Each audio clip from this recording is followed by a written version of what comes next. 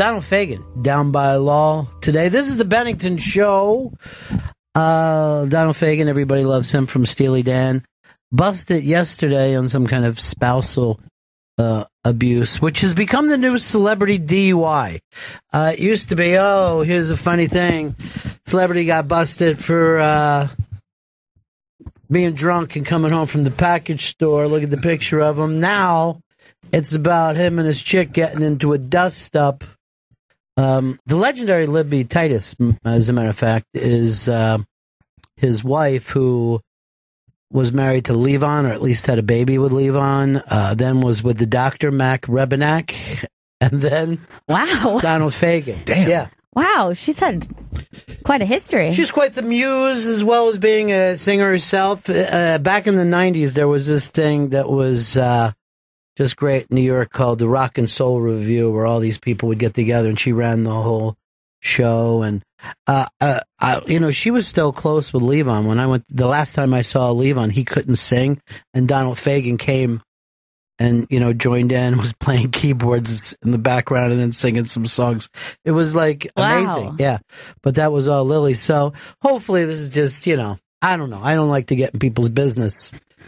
This is a private matter.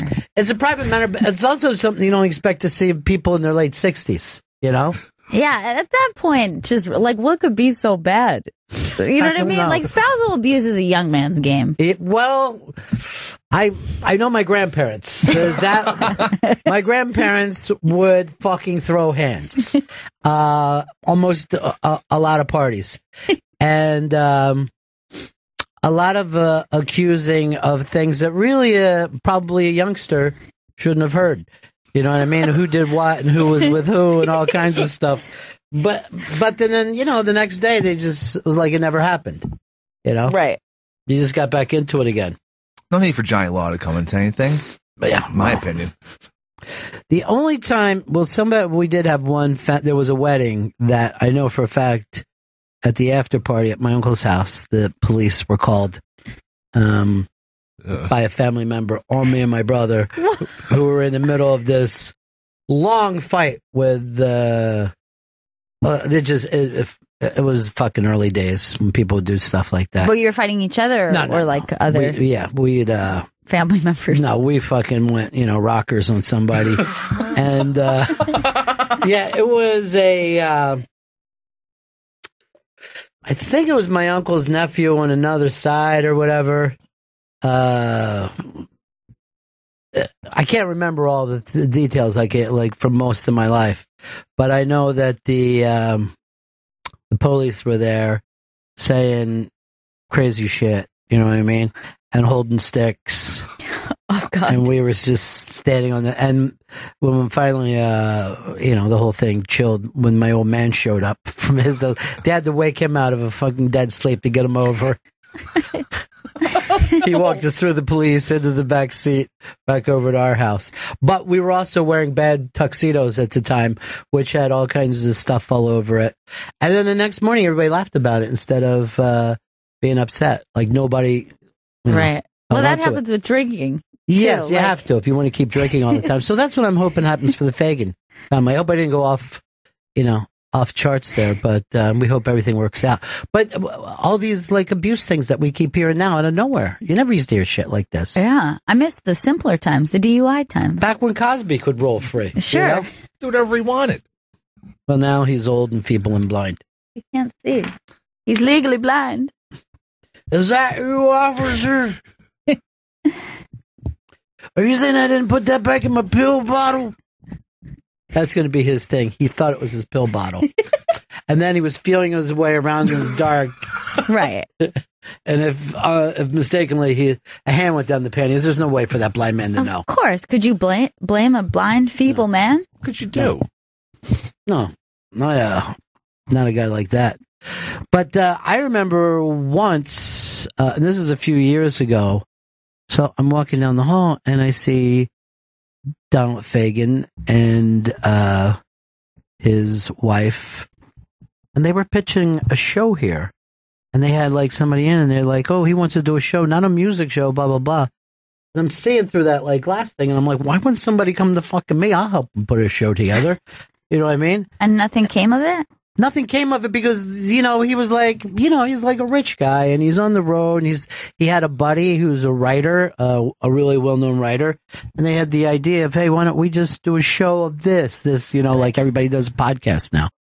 And, they had one of the guys that used to run the comedy channels and I saw him sitting there just being blank-faced.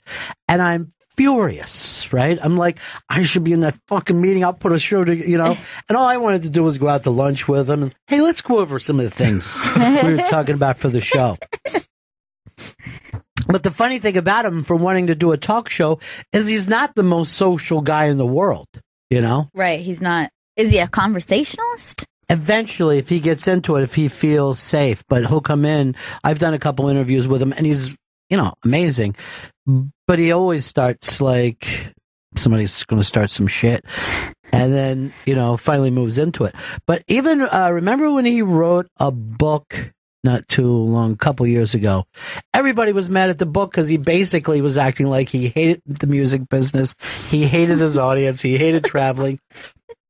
And, he's like, oh, I saw the crowd was there. Felt like I should start calling bingo. They're all so old. And then later, people are like, hey, man, you made a lot of money off this audience. He's like, it's humor. I'm doing humor for you. It's having fun. That's his kind of humor. You just don't get my humor. Well, that's, a lot of people that hate Steely Dan, and there are people who despise Steely Dan. A lot of it has to do with the cold cruelty of those lyrics, Yeah, they are a bit, I don't know. I guess it's like that kind of weird, removed, kind of West Coasty vibe about it. But he's an East Coast guy. But that's like the sound of it kind of reminds me of it. They did a lot of those albums from L.A., but he's really like, I think like a Jersey guy originally. Right. Lives in Woodstock. Actually doesn't live far from me on the east side where this thing went down. But I remember even like years ago in New York, I'm walking down, this is before I had met him or anything. So I'm walking down the street on the Upper East Side and I see him coming the other way.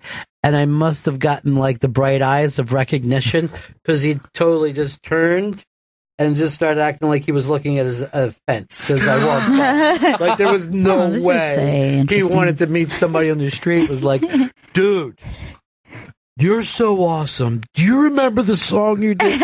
You could tell immediately.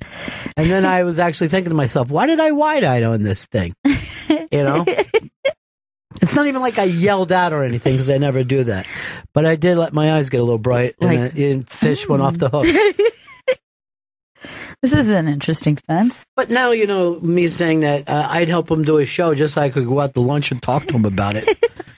He did the right thing. We're doing GPS London for any of you rock gods who are part of this. And Gail will be explaining, as she does her scope before, how you can win a signed Animals LP by the one and only Eric Burden of the Animals. That's so amazing. Yeah, it is. Oh, I'm so jealous. But you can win it if you tune in 2:45 to the iBank. Yeah, Periscope? 2:45. The iBank Periscope. Chris is the one you went up and found this in the in our closet up there, huh? Yeah, our vinyl closet, and we have a lot of vinyl, and this is one of the best. Like to take a gander in there. All signed. Yeah, well, I mean, like a lot of times we just build up, and some of the people, I'm like, well, let's wait till they die, because this is really nice, but it'll be really great after they die. Right. Even bigger. Yeah. More fun. Like we have Tom Coughlin signed fucking boots. Now that he's passed away. It looked like a funeral yesterday, right? I mean, you're a Giants fan. Yeah. It was just incredibly sad. It was just watching. So you took it sad? I took it sad up until one point watching this. Okay, so conference. let me explain this to people. Tom Coughlin, 12-year cranky old coach from the Giants. Dick. 2 Super Bowl rings, though. I mean, only in New York would he not be a legend. Anywhere else, he would be beloved. But as he's doing this, the camera pans over, and you just see Eli crying, and his little lip, shaking. Just put it on for Gail if you can. Give us a little volume, too. Here today as well. He can handle Look it at all. Eli. He's done it before. He'll handle it again. He's extremely bright. He's extremely competitive. He's what really what you want a son to be made out of, because he thinks he's the reason. He's not the reason. Eli, it's not you. It's It's not you. troubling. It's us. We win, we lose together. Remember, when we lose, I lose. When we win, you guys win. That's the way. He it acts is. like he's That's talking the to high game. school I know people it. too. I All got right, it. what was the part that got to you? When they panned to Eli, I just started laughing. Well, that was the only part of it. We wouldn't even have paid attention. So you thought pussy because he was crying. Yeah, and plus he's just so stupid, and it's just him looking sad. I'm not sure what he knows what's happening right now. Can I tell you something? I've never, obviously I'm not a Giants fan. I never liked Coughlin. I've never been like an Eli fan, although I admire his toughness. I mean, he's played for years. You don't see him leaving games. You don't see him getting shook. I never see him emotional. And to see him with a broken heart like that, it got to me a little bit. I'm like, he's a good dude. It's so sad. His little lip is trembling. It's like a cartoon of like a sad little animal or something, like a sad little puppy. I didn't know he had it in. I didn't know that he loved them that much. He loves the Coughlins. It's the only coach he's ever known. He doesn't strike me as an emotional guy. No, he isn't. He isn't. He's not even a big celebrator. He doesn't know what's happening. Doesn't matter if It's not true. You know how smart you have to be a fucking quarterback? About 1,000,000 times smarter than you, Chris. You can't be stupid and be a fucking quarterback. There's just too much happening at the same time. The emotionlessness of Eli up until this moment right now has always led me to believe he's fucking not all there in the head, other than being able to throw a football. If you had to go head to head with him in a Billy Madison style contest of wits, Yeah. you think that you would beat Eli Manning? If there were some non-football categories, yeah, I think I'd beat fucking Eli Manning. I don't know. I don't know anything about him. I only know one story. When he first got drafted here, he was out with a buddy, ran into some friends of mine and went back to their house. And she's an incredibly hot chick, but she was with her, dude. And Eli hung out for a while. And basically everyone knew, like this is before Eli was married, anything like that. Eli kind of wanted to get with her. Oh my God. But he's still sticking around just in case. Well, we've all been in that situation where you're like, are these other dudes going to peel off? Is this, thing happening? This happens with young guys. Where you're like, you know what, I'm going to phone back to their house. And it's 3:00 in the morning. Who knows? Anything can happen. Anything. Yeah. Normally the worst happens. And we all know who the people are. Long time, old school buddies of ours. But nothing obviously happened. So I'm like, oh, so, Eli steps out. Nope. Never heard of him even being in the city since then. Feel like he just stays in his house. The last thing I remember learning about him outside of football is during Sandy, when they showed a picture of him just looking at his apartment building lobby. He lived in an apartment building, apparently, or at least has an apartment, and just looking sadly at his fucking flooded apartment. Because he was worried about Tom Coughlin drowning. Wonder what Tom's doing right now. Yeah. Hope he's okay. Oh, man, that fucking shot was perfect of Eli. He's crushed, dude. He looks so childlike.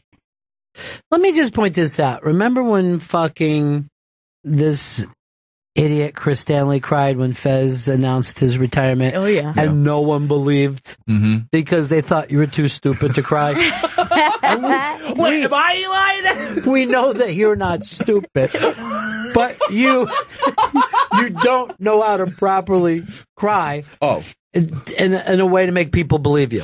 Oh, I can't. I have no control over my emotions. You never start crying, dude. No, never. I mean, I have anger. I know how to express that. Not as much as you used to. Yeah, Well, wait. I'll check with Joey Jojo. Yeah, it's not as much as he used to, but he still has those spells. What was the last thing he got angry at you for? I think I put a seltzer can too close to his wrist.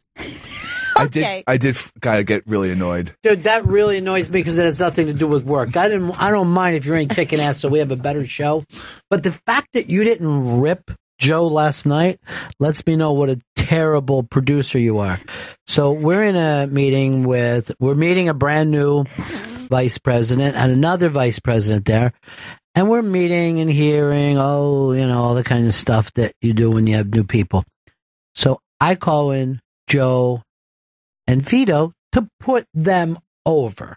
Literally going, the production is happening, blah, blah, blah. And then I start to put over Chris. Chris has been booking. Who do we got coming up? We got a very special unmasked. Boom, boom, boom. Chris is saying, and then Jojo, dunce that he is, goes like this to the VPs. And we have Molly and Norris coming in on Thursday. 2 fucking ex-interns. Why did you say it? I didn't say which Molly. Could have been Molly Ringwald. Why would you say something so stupid? Why even talk? Why would he care? I was just trying to be helpful. Why? I wanted to contribute to the conversation, feel like I was involved, show them I was involved and attentive. Everybody was giving you congratulations on different production things that you were doing. Yeah, I should have just shut up. And then up. you said something so asinine. Why do you think that he would care? I don't know. Maybe he's a Norris fan. Wait, no, we were talking about comedians. First of all, the guy's new. Yeah. He's brand new. And then you say to him, and we have Molly and Norris coming in. I wanted to show him I was a real go-getter. That's not being You're a fucking just the exact go-getter. opposite of a go-getter. Punctual. That's fucking fireable, what you did. Oh, no. To say something that, first of all, first of all, I'd be thinking this if I was the VP. What are these idiots just let their old interns come in and hang out? Looks like they're not go-getters. Look like they think that this thing is a fucking tree fort. You guys want to build a tree fort? That's your last fucking meeting, dude. Oh, no. You gotta be kidding. You want to go to another meeting? I want to redeem myself. Dude, I would have been fucking hanging from a rope if I ever said anything as stupid as you did last night. All right. Well, next time, if there is a next time, I'll oh my God, this is why I hate positivity. Just sit there and be humiliated for what you fucking did. I'm telling you, in the deepest, darkest despair of my addictions, I never said something as stupid as we have 2 college girls stopping back in to visit us on their winter break. And it was in the middle of talking about big guests. Major stars. Yeah, these are comedians. I'm just rattling off names that are fucking gonna stop by or whatever. And then he's just, and interrupting me. 10 years from now, you should pop up in the middle of the night in a cold sweat, screaming, why did I do that? This is where it went wrong. That fucking stupid thing that you said was your Vietnam. Holy shit. You know how guys would go to Vietnam and couldn't really get back together? They were in the shit. Yeah. That should be you. He put himself in this shit. His Viet Cong is his brain. You are VC, dude. Wait, VP? You know what? The next time that you have like some kind of dream to yourself, like, here's where I'd like to be in my life. Remind yourself, no, I'm far too stupid for that to happen. I'll just fucking say something insane like that. Because remember that Molly thing I said? We have, and the way he said it, like the pussy is the pussy. And we have Molly and Norris coming in on Thursday. And we all just fucking glared at him until the moment passed. And then last Everyone looked at him like, are you kidding me, dude? Last night, I'm watching fucking TV, and I just start bursting out laughing, and my chick is like, wow, you really like Brooklyn Nine-Nine, huh? I go, no, it has nothing to do with this show. I just keep on a loop in my head, remembering how dumb that fucking kid is. I just wanted to be a part of the conversation, you know? That's not being a part of the conversation. It's taking it down. I'm realizing that now. You were interjecting into something you'd already talked to you. Yeah. Let me tell you something. Many, many years ago, I was at a spring training game with the Labatt's people, right? Okay. And so you go in, there's nothing but Labatt's. Cool. They're just sticking in things. They're giving us Labatt's gear. They're giving us fucking Blue Jays gear. And they were talking to us. They wanted to do some kind of tie-in. And a guy that I was with wasn't a guy from the show. It was more like an agent guy who knows nothing about fucking baseball. Nothing. He knows zero about baseball. So he's standing there and we're fucking talking ball and everything. By the way, these guys let us go out and shag flies with the fucking major league team. Oh, shit. This is how crazy the whole experience was. And then he's fucking pounding Labatt's quietly. And out of nowhere, in the middle of this conversation, he goes, Pete Rose has some amazing statistics. Oh. And everyone in the fucking room just stops looking and they stare at him. Oh, God. And then I'm thinking, I could save him, but I won't. I'm going to enjoy this. I'm just going to let this lay there. And then you just hear one of them go, yeah, he's got the most hits in history. All right, guys, thanks so much for coming by. Holy shit. And that kind of ended our whole thing. Oh, God. That fucking one stupid thing. Still not as dumb as what fucking Joe to tell two VPs, oh, by the way, we have 2 ex-interns scheduled to come in. They're booked. I'm going to They're go booked, guys. apologize to them after the show. Fuck no, dude. No, you go underground, stay there. I mean, if you apologize, take your fucking uniform and pressed and say I quit the team. Because you don't go back and apologize for Yeah, something you like don't that. want to bring attention to it. No, you let it You go. better hope that they forgot. I'm going to let it ride. Or just have been confused. Like, what did that even mean? Like, that's got to be your hope. You don't want them to know the level No. of stupidity. You don't want them to know. That's the dumbest thing I've ever heard in my life. Literally the dumbest thing I've ever heard in my life. By the way, here's a line that made me laugh. There's up in the iBank today, there's a piece on Artie and his podcast, and they've made they put out the video of the Nasty Show in Montreal. And then Artie talks about his podcast and how he does it out of his kitchen. He actually lays out the numbers. He tells you how much he makes per month. It's really funny. But he says he does it out of his kitchen, and still last year he was late for the show 11 times.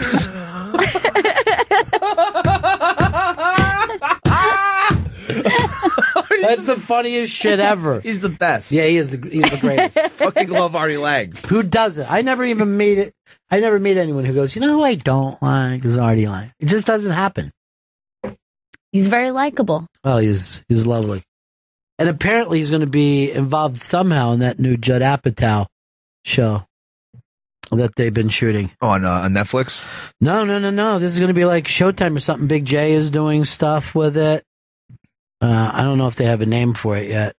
But it's about the Pete Holmes sleeping on people's couches based on his real life when he got to New York. No one uses the term couch surfing anymore, but it was one I always liked.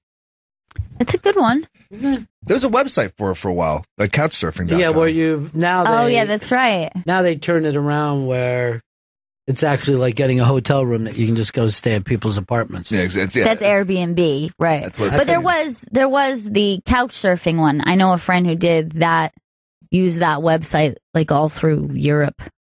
Just slept on random people's couches. Yeah, but now that's actually a business that you have out of your home. When it first happened, it was the early days of the internet. Yeah. Right. It was just like, hey, I hooked up with these people. I gave them $25 and I slept on their couch. Now you literally like sign a contract like you're checking into a hotel. Yeah. Weird. I forgot. I was looking at Chris. Chris, you eat pizza like a real New Yorker where he folds. Mm-hmm. Yeah. I saw a thing, I think, in Thrillist today. They think it's the worst thing that you can do is touch. I believe in about a quarter fold. I think that's what I do. It's not completely folded. But It's enough to keep the grease off your lap. You know what I mean? Chris actually goes to cheese touching cheese. Yeah. Which I think destroys everything. That's how I eat pizza. I think it's fine. A lot of New Yorkers do. Yeah. it's a fucking straight fold. It's basically, I'm just folding the goddamn thing in half to enjoy it. But why? It's always how I've eaten pizza. But see, with the light fold, that's sort of making almost like a little cup of your pizza. That serves a purpose. I feel like a full fold, you're going back into a messy situation. In the full fold, the last bite has it does have a pocket of nice grease, and I like the grease. I understand, but you're going to get as much grease. It's evenly distributed. Yeah. It's but evenly there's something distributed. happens to the taste. They were even explaining this, that you don't want cheese on cheese. What? But I think even once the pizza gets cold, you don't even need a quarter fold. Now you're fine. You're not dealing with any of the problems. Oh yeah, if you're eating cold pizza, if you try to fold, you're going to break the thing in half. Well, I don't mean like next day pizza. I mean like second slice in. Oh, I see. You're not going to need to do the fold as much. And New Yorkers completely go back into the fold. And this is the other thing that annoys me. What's that? About New Yorkers. You got to fold the pizza. Yeah. You can't have it other way. Then fold it. I'm very fucking well aware you guys fold your pizza. That's right, yeah. But drop it now. But why do you point's have to been made. force the fold on others? Because it seems unnatural just to eat a plain, like holding up a slice of pizza perpendicular. It seems bizarre to me. See, to me, this fucking grossed me out. And still does to this day. It annoys the shit out of me, if you want to know the truth. In the beginning of Saturday Night Fever, when he gets the pizza, right? Yeah. He gets 2 slices. He puts 1 slice on top of the other one. I'm like, you're destroying that cheese from the bottom slice. That's how I feel if you touch cheese to cheese. I've never seen anyone do that before, other than that film. the double-decker slice. Two. You know? You gotta fold it, you know? A real New Yorker folds a pizza. That's why I fold. If I see someone not folding a pizza, I want to knock them out. You gotta fold the pizza. All right, 844 Rock God. 844 Rock God. And we're just talking some slight pizza etiquette here in terms of how you eat your pizza. Chris, is there anything else that is like definitive about your pizza eating that you do every single time? I have to finish the crust. I have to. Of course. What do you mean? That just means I have to eat the pizza. I see people dropping off crust. Children, maybe. Yeah, I mean, I really judge an adult, and I have seen it, but that is not adult behavior. Well, look, when I remember being a little kid not wanting to eat the big crust because I was a tiny little boy. My dad would say, "You're not eating the crust. That's the best part." And I'd be thinking to myself, I don't have the saliva you do to take that much cooked dough down my throat. Right. And you also only have so much room in your stomach. You're going to save that for the cheese. If you can only get so much in. Yeah. Chris, what do you your perfect pizza, what's on it? It is it's pepperoni. It's pepperoni pizza. Just pepperoni only. Yeah, just pepperoni, yeah. Just pepperoni. You don't fall into that chicken, pineapple. No. God, I've heard there was some internet list of all the reasons people love putting ranch on fucking pizza, and I fucking felt disgusting. You know who started that? The fucking like Domino's idiots, because they don't have any taste to that pizza at all. Well, here's what I'll say. Honestly, my favorite pizza is just a like plain slice, but I also like peppers and onions on a pizza. But I will agree the weird toppings is annoying. But there is a place in Brooklyn called Vinny's, and it has, kind of weird toppings, and it's really good. So that's the only place. I want to see this pizza. Brooklyn also does the old school kind of Italian salad on the pizza, which has caught on in a big, big way now. And you would think, oh, that's horrific, but it's actually delicious. Why aren't I seeing the actual pizza, though, Chris? I don't want to just... Here we go. That actually looks like a great pizza. It is really good. And if you want just a regular pizza, it's like a different thing that you would be in the mood for. And I highly recommend Vinny's. Murray, what's up, buddy? Hey, what's up, guys? I'm from Florida, and we've got time to eat pizza when we go out for it. So we usually sit down with a plate. We can eat it open face. And when I've been to Manhattan, it seems like the pizza place is really small. There's hardly any place to sit down, so it makes sense to kind of fold it up so you don't get into a jam where you. All right, what part of Florida do you live in? We're in the Panhandle, North Florida. I'm going to say what you're eating might technically be called pizza because I've been to the Panhandle. I don't know if I would call it pizza. I feel like I did not experience pizza fully. Until arugula is good on a pizza too. The fact that you're saying you sit down, I'm going to ask you one more thing, Murray, and I need you to be honest, okay? Knife? Do you use a knife and fork when you sit down like that? If it's extremely hot, Oh boy. Freak show. Concerned. Let's go through this. He does arugula and a knife and a fork. And he's talking about the panhandle. What town do you live closest to? I'm in Tallahassee. Okay. All right, so you're eating basically Domino's. No. Murray, you are. Even if it's local. There's a good place here. It's called Barnaby's. Awesome. Look it up. Barnaby's Pizza. He's got an old oven. I know this guy that owns this place. He's got an old oven that he inherited or bought, maybe whatever. Can I tell you something? You know how they have that pizza slicer, that round thing? Yeah.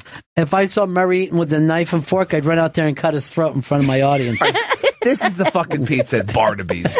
It looks fucking crazy, dude. What is that? What is that? Look at the pretzel crust. The crust looks like shit. That's awesome. It's not even finished. How big No. are those pepperoni slices? Yeah, Jesus that crust Christ. looks underdone. That's salami. Like By underdone the way, in some he's spots. taking a picture of this and putting it up. This is my art. I've been to New York. I like your pizza too. Trust me. It's not pizza too. It's where it comes from. Look at this garbage. What is that? That's silly. What is That's that? raw tomato. And those are canned mushrooms, by the way. And Those are what is canned that mushrooms. instead I know of a canned. crust? What's Barnaby's deal with the crust? They're trying to showboat with that crust. They're taking on too much. That's a pie crust. It is like a pie crust. Oh. Barnaby. It's like, ew. We're disgusted. All right, Xavier, what do you got, pal? Hey, I was calling. I had a couple quick comments. One, I hate people who dab their pizza with a paper towel or whatever to get the grease off. Oh, I despise that, too. Yeah, that's pretty shitty. Have you guys ever folded your pizza in reverse so that the cheese is on the outside? Why would I? Okay, that's insane. And then put my fingers in the cheese? Stupid. But it's delicious. It tastes the same. And no bread. That doesn't make sense, though. You're still eating the bread, messy, bro. but I'd rather dab right now. it's a brand new experience. You've got to try it. I don't want it. Dude, you know where you need to go is Barnaby's. You would be accepted there. I have a great place for you. Come on, All right, it's 844-ROCK-GOD, 844-ROCK-GOD. Now, God bless this guy because he lives in Tallahassee. He grew up with his pizza. It's one of the things that can happen to you. You know what I mean? It's like when there's communities where people are cannibals or they're incestuous. Right. They didn't know. You can't judge them the same way. It's a culture. Right. Their Yeah. heritage. Yeah, because I will say this. The further you get away from the East Coast, the more you're ready to accept the pizza as, oh, okay, this isn't so bad. You know what I mean? I've been places, and I called the fast food pizza place. I was like, all right, well, we're eating. Time to adapt. Yeah, we're eating this. This is good. But the madness that he was talking about? No. I can't live in a Barnaby's world. I can't live like you, though. Cheese to cheese. That's fucking gross to me. Look, here's someone fucking folding a cheese out. It doesn't make sense. It's insane. There's no point to it. I couldn't be friends with that person. No. Because I'm not, every time we ate pizza. Now, this we found out from working here. And I had never known it before, but in the black community, right, they don't like to share a pizza. So the radio station that we're next to, every time we would look over, their trash can would have all these like little personal pan pizzas in there. And finally, like, what the fuck is with you guys? And they were like, no, you can't share a pizza with somebody. That's gross. You got to have your own pizza. And I'm like, what are you talking about? He's like, would you share a hamburger with someone? Would you cut off a piece of your hot dog? Oh, shit. And they just do not believe in, hey, let's get a pie like we did the other day. We got 2 pies, which, by the way, went so fast. I mean, this show isn't big enough for how fast those 2 pizzas Yeah, it went gone. quick. Self-control problems. You and Vito were on some kind of a reverse Gandhi. What's fast? I love that personal pan. I did not realize that. Yeah, I didn't know it either. It's crazy. And that's an entirely different experience, especially if you're adding on to the soda aspect, what they do with the soda. Yeah. That's very but strange. Here's the thing, a small pizza isn't as good as a large pizza. It's not as tasty. You know what I mean? Nowhere near. You have to have the certain amount. So they're not getting the full pizza experience. The ratios are all off in those. The ratios are off. You're not getting the correct ratio that you need. But you'll see 6 empty boxes in that garbage can. Yeah. And we would see it every day. And finally, you were like, I forget who, maybe it was Who Kid. We're like, dude, what's with the fucking personal pans? Just share a pie, bro. Take your thumb off line 3. I got to talk to this guy. Line 3's broken? What are you pointing at? Broken. It's stuck right now. G-Man, we got you? Hey, buddy. Yeah, nothing was stuck. That was just a lie. Why G-Man, what can we do for you, pal? Hey, Ronnie B. I know I'm going to catch some slack for this, but I was born and raised in the South. I lived in the South my entire life. Ranch is a damn staple down here. So I'm going to eat my pizza. I'm going to eat my toppings. When I get to the crust, you bet your ass I'm dipping that thing in ranch. Now, I know a lot of people feel that the crust is too dry. Because I have friends who, he told me he always asks for an additional side of sauce, of the actual tomato sauce. So then he dunks the... It's fucking embarrassing. And I mean, you know, I feel this way. I've said it before. The crust is a sanctuary from the cheese and the sauce you've just experienced. Time to clear the palate. Hey, Ron. Until you're on to the next I don't want to soak it ranch and just start eating it like an animal. Now, I'm going to ask you one more thing, G-Man. What is your pizza place? I got a place close to me. It's a place called Rosario's, and it's actually pretty fucking good pizza. And the reason why you know that, if the owner will pick up the phone, you know, you call mid-afternoon while he's there prepping sauce or whatever, if he'll pick up the phone, he barely speaks English. And then he's going to give you a bucket of ranch with it. Because to me, a real Italian would fucking go crazy if someone started dipping their food in ranch. Fuck that shit. Well, I've got a funny story about that. I ordered a slice up in Boston one time. My typical Southern self, I asked the guy for a side of ranch. He looks at me, says, I bet you're the type of guy that eats ketchup with your steak too, aren't you? Yeah.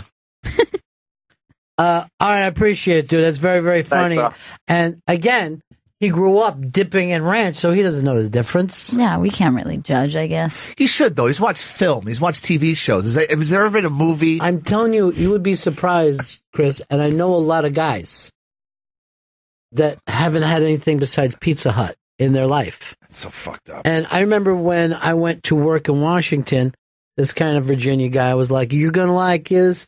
They have a New York style pizza, and I think you're going to enjoy it. And I'm like, at Pizza Hut, you're talking now. Like, why are you even fucking bringing this up? Are we going to Pizza Hut right now? No. And we weren't even going, I wasn't going out with him. He was like pointing things out. He had picked me up at the airport. And I'm like, oh, great, man. Fucking New York style. All the ranch you can handle. Jenlyn, you're on the Bennington Show. Hi, how are you? Well, we're a little shaken here after the craziness of the ranch, but we're okay. First Barnaby's, then ranch. Yeah. Well, I can't stand ranch on pizza, but if you dip your crust in soda, it's amazing. Come on. Come on. It's really, really good. It softens it up a little bit. It doesn't make your gums bleed when you bite into the crust. Okay, now you're at the wrong could you place if maybe your gums take are a if you take a bite and then have a sip of soda while it's still in your mouth, then that's your business. But No, making it's us not the watch same. you You dip gotta it in get all the soda. The soda and all that stuff floats on the top of it, and you pour it out. Oh, honey. You're nasty. Honey. Okay, try it. You're going to love it. I'm It's not. delicious. I don't want to. Soda isn't a dipping sauce. Do That to it. me is like, you ever seen like some maniac dip a sandwich into coffee? And you're like, so. Yeah, my grandma used to do that. Right, She'd that's dip her people with hamburger in bad fucking teeth. Yeah, I saw a really old man dipping his bagel with cream cheese in his coffee, and the cream cheese was like falling off stop into the it. coffee, and then he was drinking it, and it was like floating on top, and then like little wet cream cheese was all over his mouth. Here's something else. Since you brought up a bagel, I don't mean to change topic, but I've seen this happen in fucking New York lately. It never used to happen. People will say, in the bagel place, can you scoop some of that bagel out so I don't get all that before you put the cream cheese in? That's not a bagel then. It's a fucking bread shell. Thank you. I am not going to the bread shell store. I want a nice thick bagel. Store, though. Where did they go? What sick fuck? You know what? I would like to introduce them to a little something called a Bialy. It seems more up their alley. Thank you. And that's made that way. Yes, it's for their purposes. But there's some, if you run into the old Jews, they're not going to scoop this for you. But the younger people are like, they open up these fake bagel stores that you see now. The fancy ones. There's plenty of them. You say they're fancy, but they're not. They're not as good as going to a place with a good onion, with a good oven, and people who know how to do it. Because they even use the wrong kind of cream cheese and everything. Flavors in your cream cheese? No. Not a fucking child where I need chocolate cream cheese. Really? Okay? I don't know what. You want some cannoli flavored cream cheese? Would you like some grape in that? I don't know what you're talking about. Hard Rock Johnny is on, and I'm sure he understands being from Jersey. He's going to be a folder. Oh. Get the fuck out of here, folder. You would never fold? And I'd punch someone in the face if they folded their pizza when they're eating with me. Really? Not even a 3/4 or a half fold? No. You judge our half fold? No fucking folds. You eat a pizza like a gentleman, one slice, boom, that's it. You just hold it in your hand. Well, what if you're walking down the street, Johnny? You want fucking grease all over you? Yeah. I don't care. Be the grease man. You eat your pizza and wear it if you got to. I'm just making it into a U shape. It's not cheese touching cheese. Nope. I'm not even close to a U. I'm like maybe a flying V. Oh, really? Yeah.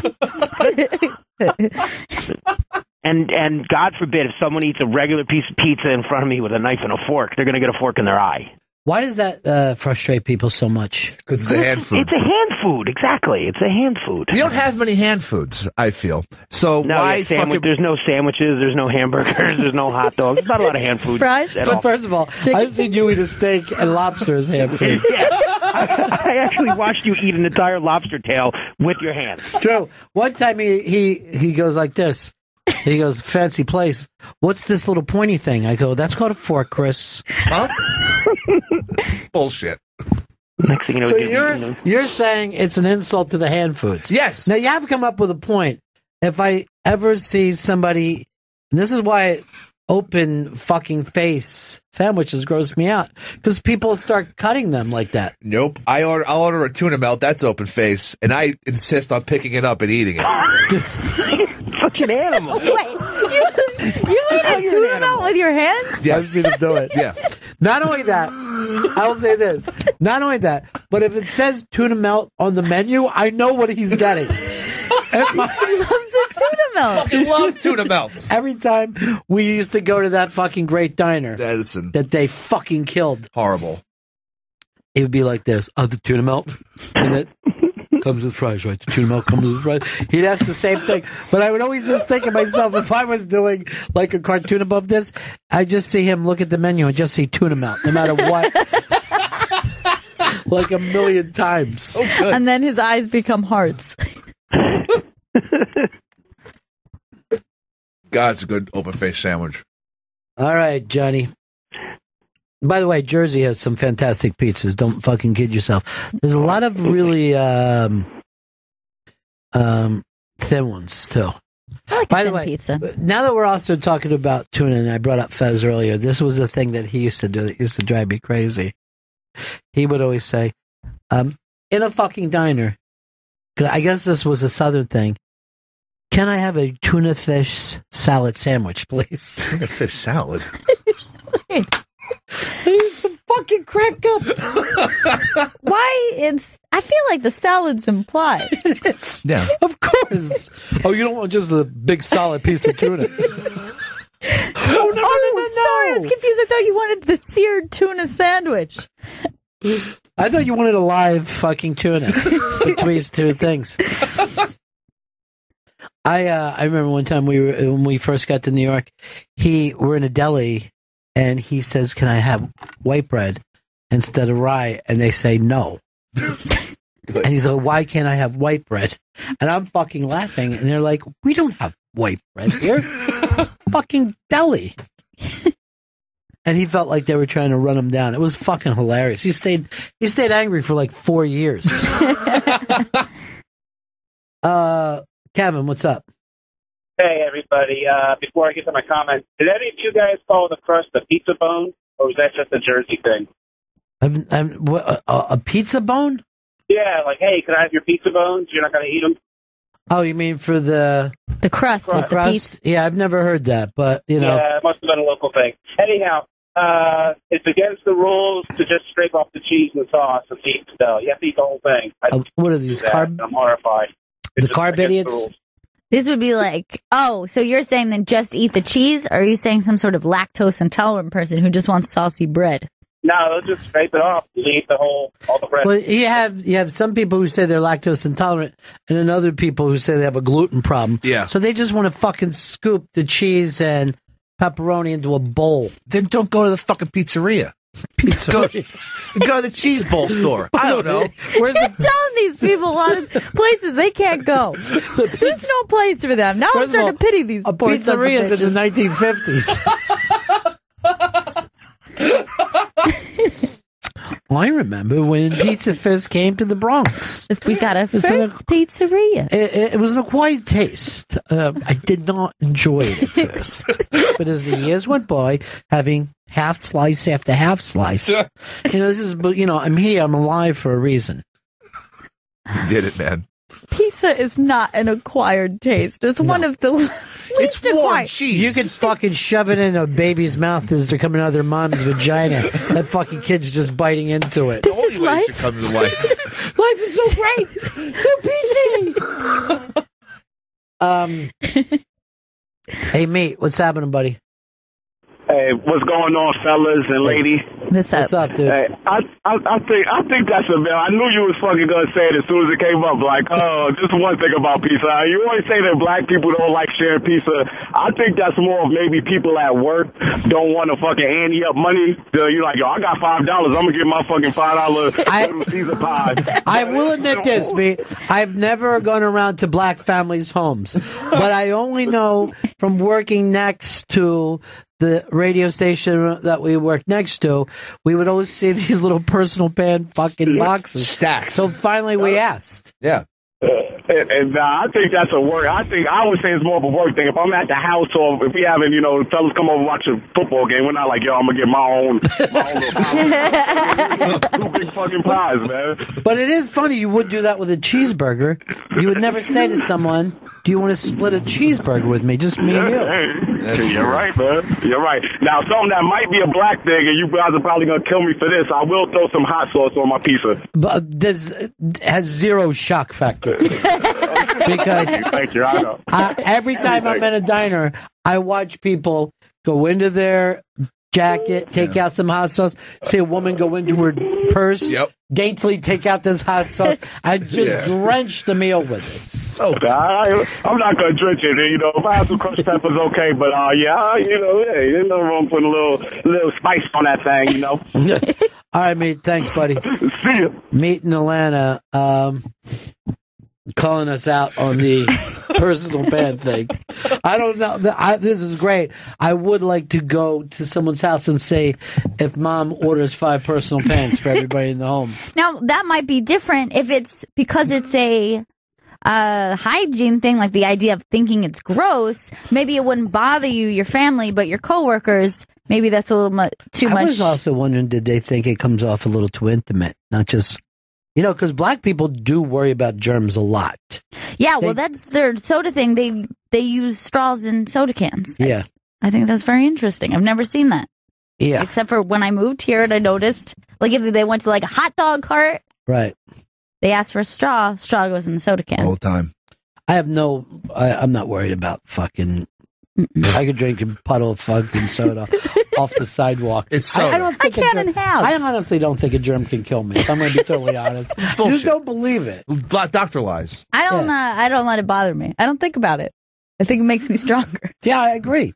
I just assume my fucking guys are going to win against any germs. But I've talked to friends about this, about the straw in the soda can, and they find it, equally as weird that we would be so disgusting as to put our mouth on a can that who knows that people have been touching that can that was in a box in a truck, and they think that's gross. My dad I understand it. would say dogs pissed on the top of the cans. That was the story he told me. So you have to always watch the top of your cans. Well, there was a thing with the Grateful Dead that they would always dose everybody who went there, right? So Bill Graham would never eat or drink anything around the Grateful Dead because he didn't want to fucking trip. And then he went over, had a fucking soda, opened it up, drank it, started fucking tripping. These guys had put on the top of the can fucking liquid acid as their idea of a joke. It's fun. By the way, these are grown adults doing this. And then he said that, no, that story never happened. But they knew that he was playing bongos on the fucking stage with the band that night. You just don't normally see a promoter playing bongos on stage. Fucking great show! We're the Dead, thank you! And everybody in the Dead was just laughing their asses off. We got him! But I couldn't hang around with guys that are constantly trying to dose you. Because then, at any given time, bam, 12 hours, you're fucked. Yes! And you want to be psychologically ready for this, Like if I just got dosed randomly right now, I'm like, fuck, this is going to be fun. Got to keep my brain together. I had a fucking friend when we would go to the fucking beach, he would always say, hey, this would be funny. Like when I'm sleeping, dose me and I'll wake up and I'm fucking tripping. I'm like, I'm not fucking playing any fucking party to this. It's fucked up. I feel like we should use the acid as, hey, we have a plan for later tonight. Just in the same way, I don't want to suddenly just take a trip to Vegas right now. I'd like to plan that trip to Vegas. Yeah, something to look forward to. Not just leave here, get in a cab like, I guess I'll get clothes when I get there. Yeah, I don't know whether there's a hotel or not. Nah, whatever. Plan your trip. Something will be open. Pizzeria. That fucking killed me when you said that. Frank in New York. Yeah, guys, how you doing? I'm more of a Sicilian guy than a triangle guy. No, a Sicilian pizza place, they won't let you put any topping on it. No, that's fucked up. And there is a guy in the Village who has a Sicilian pizza place. He uses a topping, and the other pizza places, Sicilians, say that he's a disgrace. Mm. I don't think I've ever had a Sicilian other than just cheese and sauce. No, you won't. Yeah. It's crazy. It seems fucking weird. No, I like a Sicilian every now and then. Do you? Oh, yeah. Sauce is too sweet for me. I go with the sweeter sauce. Yeah, but you know what? He's right. And you don't have to eat it that way every day. Every once in a while, have something else. Treat yourself. I swear. Like, there's a lot of times I'll you'll be out at a fucking nice place and you're like, oh, this pizza's delicious. But I wouldn't use it as my Friday night pizza. You know what I mean? Yeah. I'm like, oh, this is a different kind of thing. Oh. Like a very Italian sometimes, like a fancy pizza, maybe is not your just Friday night. No, I couldn't explain when you say Italian, people around the country don't know what you mean. So, very thin crust, very flaky, wood stove, and usually like prosciutto and, different. Maybe an egg. Exactly. Some greens. Arugula. Yeah. Right. That's the way they eat in Italy when we say Italian, not Brooklyn Italian. I don't know what, when people in Brooklyn were like, this is real Italian. But if you go to Italy, they're not cooking with sausage and, it's not as heavy. Right. Giant portions. Something has actually even changed with the people who came to New York, probably because they had more chances to have meat, back in the 30s and 40s, I also will occasionally get down with a grandma pie. Describe. Which is a square or a rectangle shaped pie, cheese, sauce. It's like less cheese, more sauce, and then basil. You know where you lost me? Square. Well, it's a classic New York pizza, the grandma pie. I never knew it existed until I moved to New York. Put up grandma pie. Because you get in the middle, you're not even getting anything. You know what I mean? Yeah, I don't mind you getting an M piece. I'm a big fan. That's a grandma pie. That doesn't really look like one. I'll show you. He would. All right. Thanks. Here's what she's doing, Chris, because you can't even get it. Ah, yes. You do it all the wrong way. I lost the guy from Minnesota. I wanted to go to him because that's where Joey's from. Joey, what they do in Minnesota? Fucking put some Chef Boyardee on fucking on a piece of toast and tell you it was pizza? It's an intern pizza. That's Only okay. at the nice restaurants. You're not fucking dropping that intern thing, right? Why don't you just say it the same way that you said it, please? We also have Molly and Reese coming in on Thursday. That's a really good great fucking impression of you. That's exactly what you sounded like. The second you said it, did you realize how stupid it was? Yeah, immediately. I didn't think about it when I was, last night, but once you guys brought it up this morning, I realized how dumb it was. I'm like, I was coming in here today, and I'm like, I wonder if Joe will even show up for work. Maybe he'll probably act like he has the flu, take 3 days off, Let this fucking blow over. Yeah. Maybe they'll forget. Yeah. If you were Stanley, you would be mad that we even brought it up to you because you wouldn't want to know your faults. I think you have a good idea, though, right, Chris? Of what? What I'm talking about what you did that night. You were super drunk. I blacked out at steak. At steak? Oh, at the steak. The steak is your marker. See, that's I the remember brain that marker. delicious steak. There was steak, and then there was emergency room. Did I choke on a steak? So you don't even remember the dancing? I believe there was some dancing before the steak. I remember There the was, first yeah, round we of did dancing. The horror. What was it? The Remember horror. the scoping and dancing? Nope. That's when you started to change personality. Oh, no. But then I was like, no more scoping. And then what I saw. But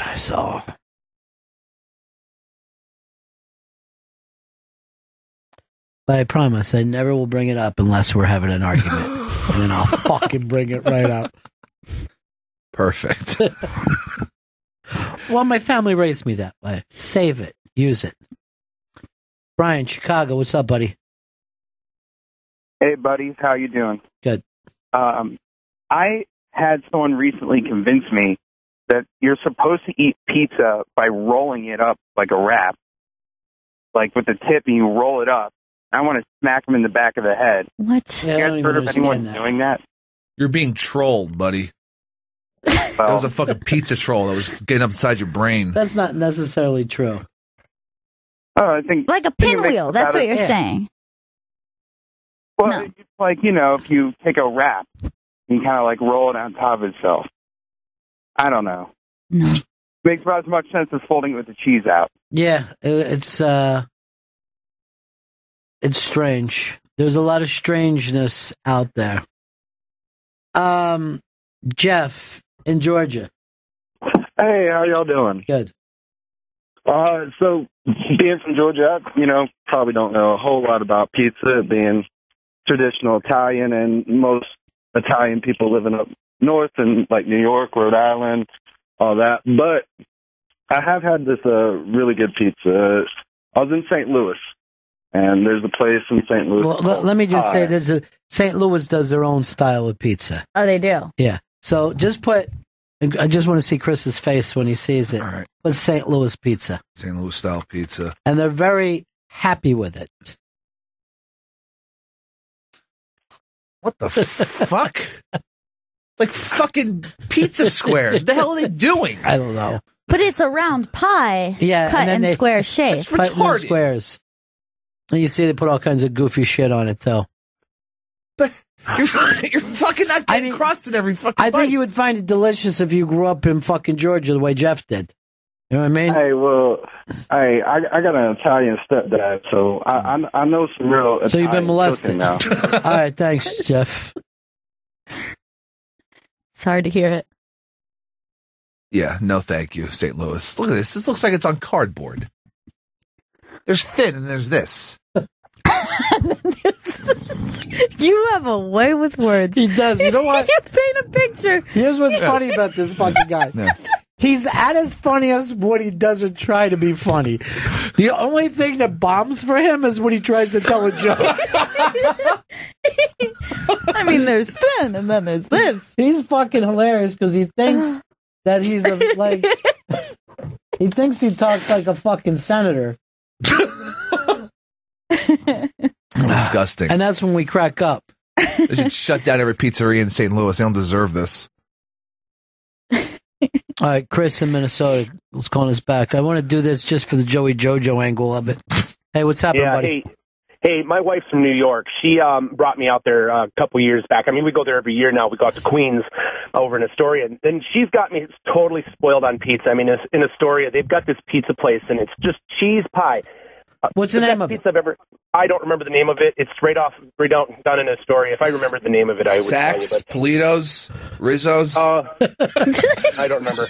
Boston I know Pizza. it's down the street. I know it's just down the street from my wife's friend's house. And Okay, so I know where it is then.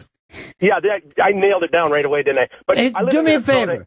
Next time you talk to her, call, because Chris lives right there. I'm going to have him pick us up one and bring it over. All right, I'll do that. But we go during the summertime, and you can't come close to a cheese pie from that area. I mean, in Minnesota, I totally despise it. And then I got friends who order Domino's and Pizza Hut, and I tell them to stick it up their ass sideways just because it's garbage. It's garbage. Well, I always laugh when people are going Domino's, yeah, I mean, it's not so good, but it's only $5. What does that even mean?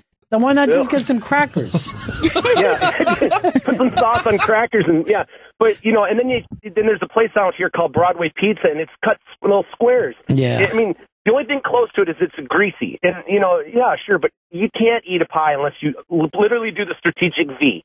You put your finger and your thumb and your middle finger, and you fold it into a V. And then one guy about hot sauce. It's the only way you can dummy up the taste of it here. Yeah, it's just something else. It's not. This is the thing. You should just not call it a pizza. And that's what I say when people go, well, Chicago style is different. I go, it's something else.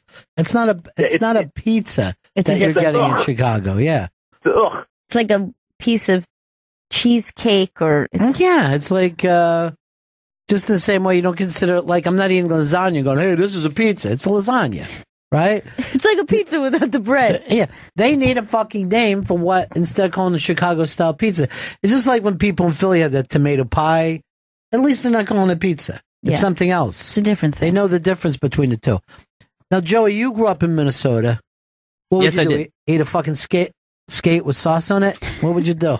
Dangerous. Well, I didn't even realize that folding really was a thing till I came out here, because like that guy said, all the pizzas are sliced into squares. Stupid. I know.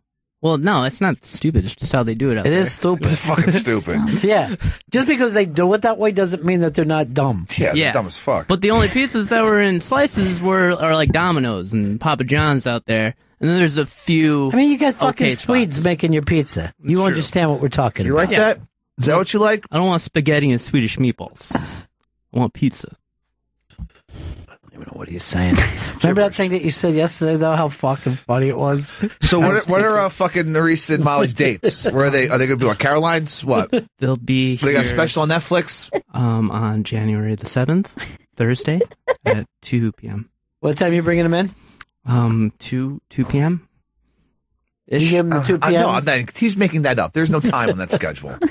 They're just dropping by. Yeah, they're not fucking booked. You should have never even told anybody. No, it was stupid. I told you, don't tell people or else they'll bring it up in the fucking meeting like it's real. I've harped that to you for years, Chris. I dropped the fucking ball. It's your fault, Chris. Hey, by the way, it does there should be a name for a guy like Stanley that when he's at his most serious, that he's at his funniest. And then when he tries to amuse you, he has nothing. It's a fucking wonderful phenomenon. Yeah, because then it's always fun. Dude, I'm like, if I get angry in the fucking car, my whole family would always start laughing at me because of the fucking awful shit that I would say. Yeah. Even when I was threatening other people, they would be fucking laughing because I don't mean to be. I'm not attempting to be funny. Yeah. But, I'm a professional humorist. There's also something that's just funny, I think, about dad anger in general. I never once laughed at my dad when he was angry. It was fucking serious as shit. Yeah, my dad was, when he did get angry, it was fucking I got fucking horrifying. quiet when my dad was angry. I was like, oh shit, here it comes. Well, yeah, angry with you. No, if I just saw him being angry. Yeah, I'd be it was fuck. bad. There's our vacation. It's ruined now. Guess he's drinking liquor again. I remember, like, at any time in a car trip, right, they could decide that the children talking was going to get us all killed. You know, like, there would be some fucking exit that he would miss. And it was decided because we talk or listen to the radio. Why were you doing that? Oh, I'm sorry. You mean enjoying the fucking drive to our vacations? Oh, okay. Let me just be quiet back here for 12 hours. I happen to be singing along with the Bee Gees, and that makes me... That's why we're lost. Trip ruiner. One time, I remember we were coming back from the middle of the country, and he got mad because he missed an exit, and then he said, "That's it. We're driving straight home from here." We had to like have an extra 15 hours instead of being in a thing. He fucking stuck to his word. Holy shit. Yeah. Oh my God, he really did? Oh, He actually turned the car around. No, we were driving home and he was going to stop at, a hotel. Oh, I see. He had missed an exit, was so furious about, costing us 20 minutes or whatever. He says we're driving straight through. And I knew it. I knew we were fucked. I just want to stretch my legs out. Nope. One time he said to me, this is one of the funniest things I've ever seen him fucking say. So I'm down, we're adults now, and I'm with him. And I'm getting gas at this place. So I said, I'm going to go in and use the restroom. He goes, yeah, it's you. I go, what do you mean? He goes, I could drive from here to San Francisco right now and never have to stop and piss. I go, what am I? How's this lesson? I mean, first of all, what you're doing is unhealthy. And it's also not a record that impresses anyone. Don't piss. It's never going to come out at someone's funeral. He was a real man, not some rest stop Susie who needed to pull over and urinate, but would drive straight through hours at a time. And if he said he was going to do it, I know that he would. I know that he wouldn't stop and piss. Like, I didn't even doubt him when he fucking made it up. I didn't even try to do it. No, that's not true. Eric Houston. Eric, we got you, buddy? Hey, how's it going, buddy? Hey, what's up? Hack the Planet. Also, I just want to say that Chicago deep dish style pizza is America's shepherd's pie. So a fork is totally cool. Well, I don't think you can eat it without a fork, right? Oh, you got to, or else it's going to be all over your face. But that's insane. That's because it's not pizza. It's something else. Yeah. In many ways, it's closer to the feeling of eating a lasagna, but not pasta for some reason. Right, it's gone well. I'm trying to think, though. I don't think I've ever had a Chicago deep dish pizza. Well, you can get it here in the city. There's a place that sells it, and they're like, and people go like this, well, if it's not good, why is there always a line? I go, because people are here from the Midwest. They only have one place to get their style of pizza. Oh, okay. Guess you poked a hole in that theory. But even you've been like to that Uno chain before, right? Mm-hmm, They have Chicago style. All right. Pizza. But you probably got a fucking thin slice. Yeah, so this is strange. You don't even know what you're saying. Did you get it or not? I did. I did not get this type of pizza. I've never had Chicago deep dish. It's good, man. The cheese quantity is maybe too much. No, it's just a ton. It's too much. Yeah.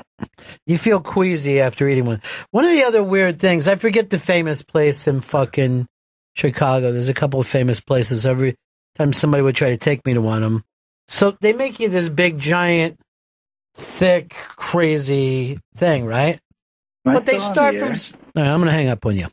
But they start from scratch every time. So you're like sitting there. Like you don't want to show up hungry and order this pizza. You want to show up well before you're hungry.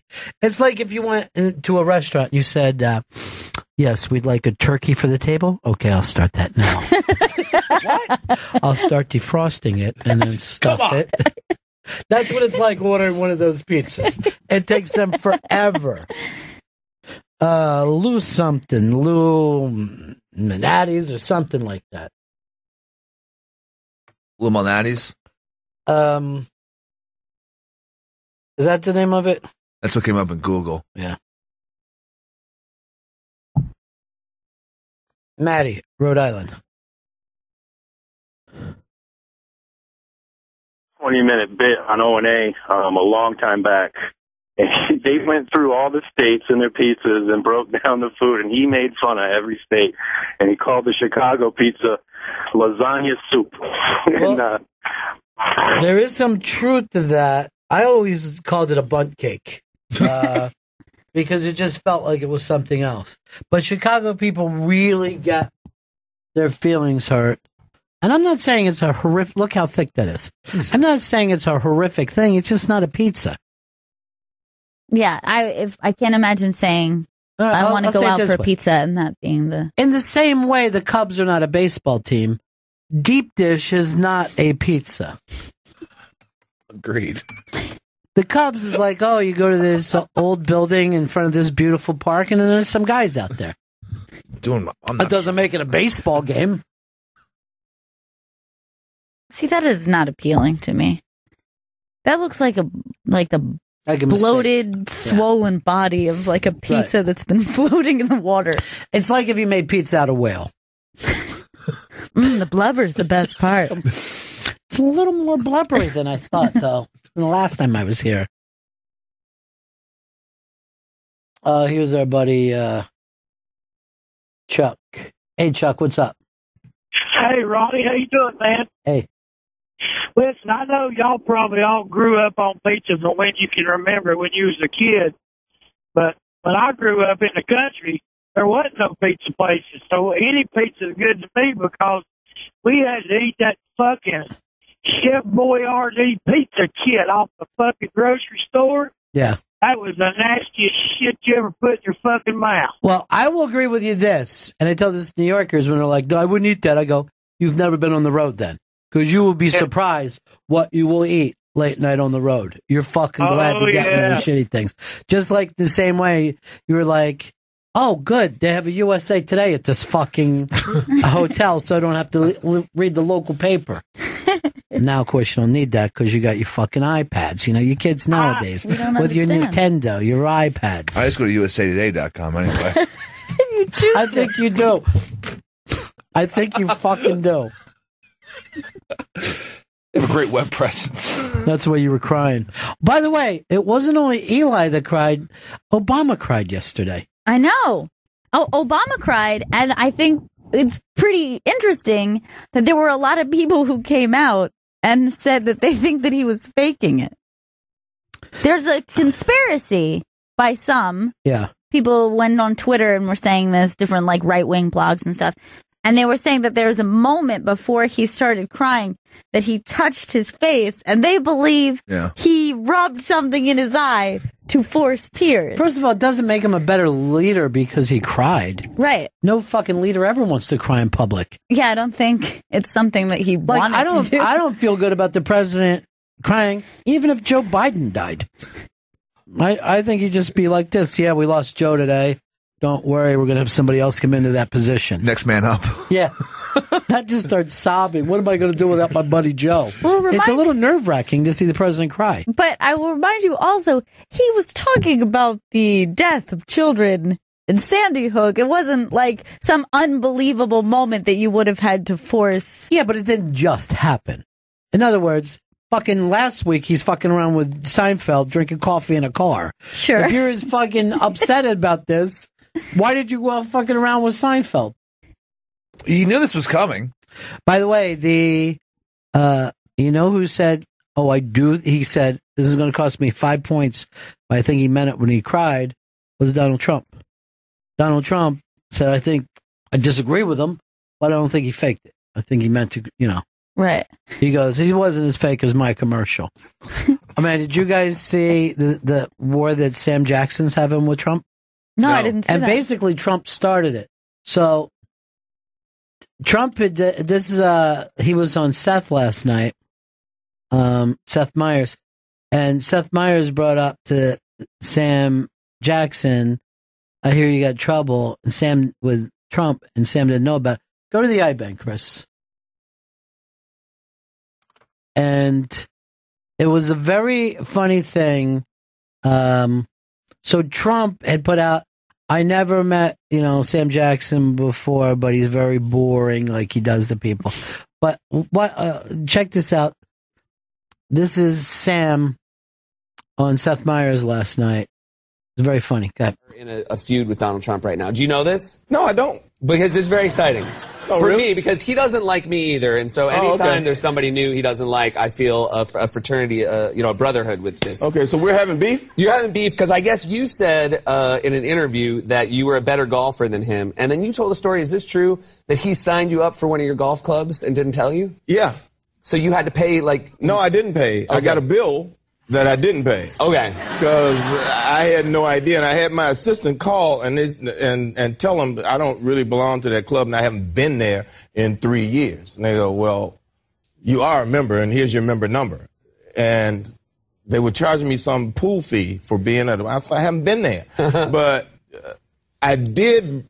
somebody did send me something today that said Trump said he didn't know me. He said he didn't know you. I actually have his tweet right here. Tweet. This is very exciting. So there you go. It says, I don't know Samuel L. Jackson, to best of my knowledge, haven't played golf with him, and think he does too many TV commercials. Boring, not a fan.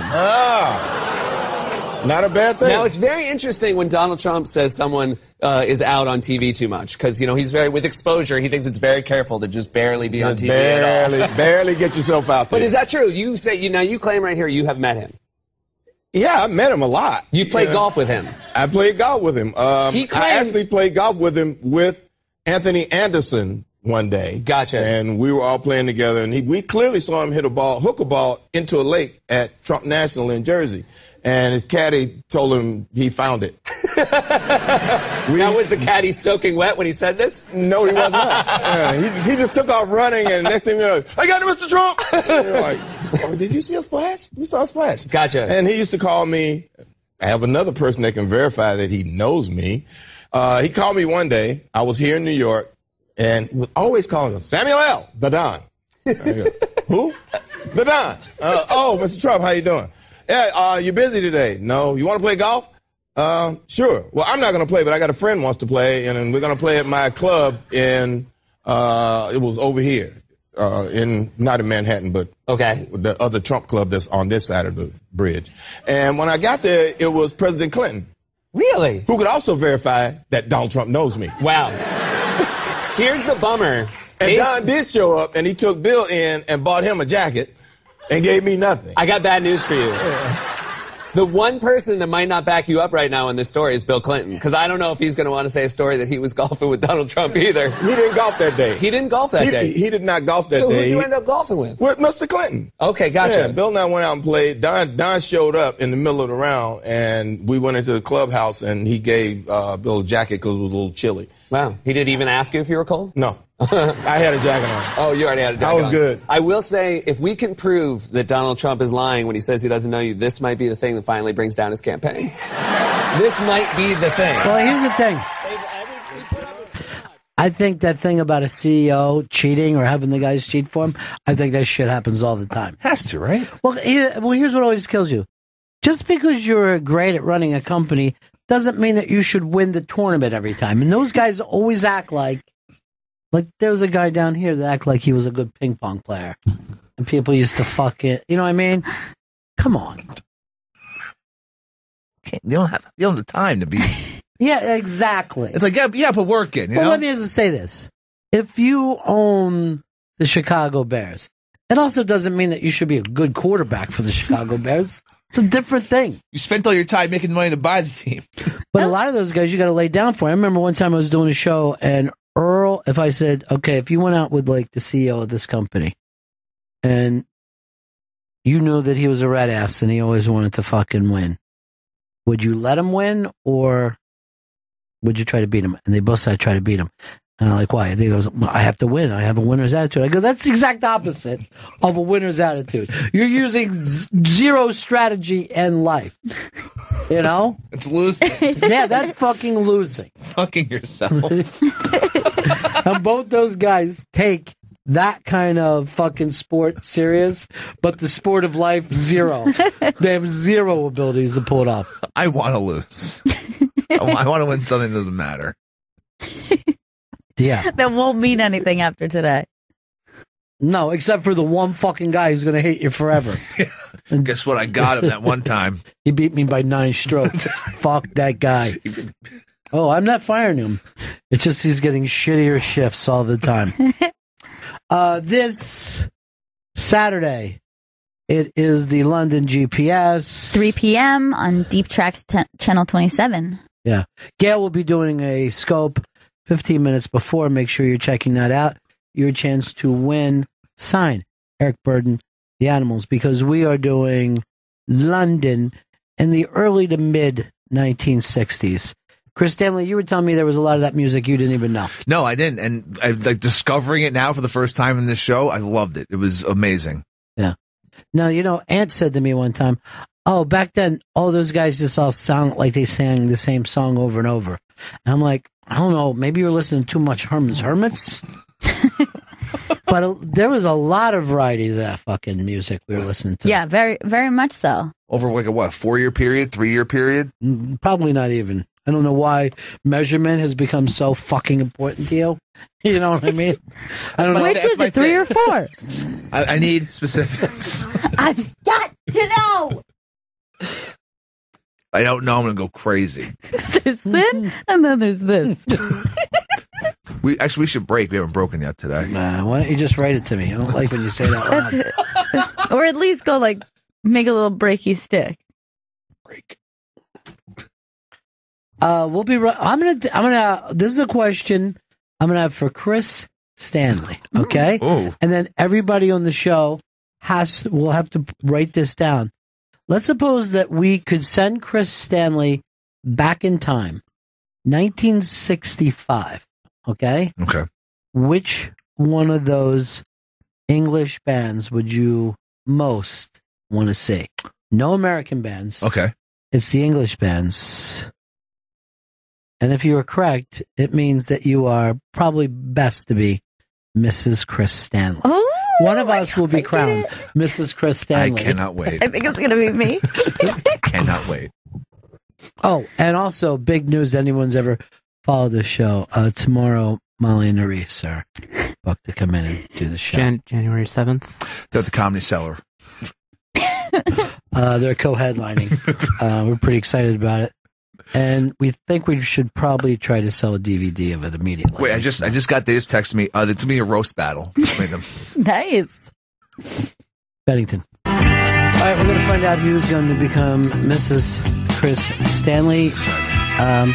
Chris, I want you to write yours down rather than have everybody else write theirs down. That way we know you're not cheating for a change. Love it. All right, got it. Written down. Right here. I'm put it in front of me, so I'm not touching. Joey Jojo, you're first. If Chris was in a time machine to the early 1960s British invasion, what band would he want to see? My guess for Chris Pepperhick Stanley is The Kinks. The Kinks. That might have been mine. What do you have, Vito? I'm going to go with The Zombies. Strange one. Strange one. I feel like he likes horror movies. Well, that's not what the band was about. To do with horror films. It's actually quite nice music. I am going to go with The Who. And I'm going to slam dunk this and say Chris Stanley's first pick would be the Yardbirds. Now, by the way, any one of the ones that we said would be perfect answers. Chris Stanley? My answer was The Who. Oh, my God! Mrs. Chris Stanley. Oh, my God! I feel like I just caught the... Caught the what? Him? I'm going to say bouquet, but yeah, that too. The Who. Love it. I think a fall wedding. I don't know. God. First of all, if that drunk could even stay awake through his own wedding, I'll be shocked. Impossible. With an open bar? You're ruining this. This was our special day. I picked The Who. That's on mine. We're doing it. I could see you on a beach with a nice linen shirt. Yeah. I don't own any linen. Well, you'd have to buy it. it. You'd have to buy it for the wedding. What about John Lennon?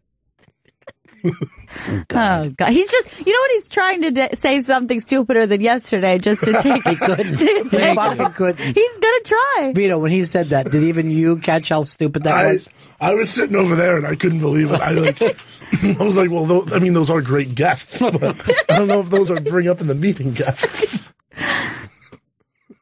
I mean, it's going to be fun, sure, but it was more like just a little private thing between all of us.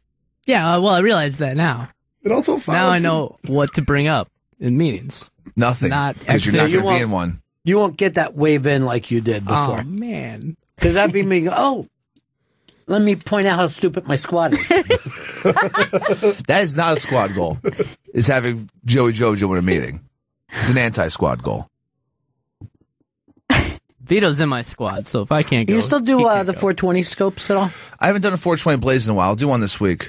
I'm going to light up. Why? Because I just brought it up now? I was thinking about doing one. Who have you been your guest on that show? 420 Blaze, it's Open Mike Eagle. Cool. Nice. Go Pack Joe from Twitter. Christina from down the hall. You know, Christina's doing stuff on the Raw Dog channel. Oh, I did not know that. Yeah, that's the problem with this channel.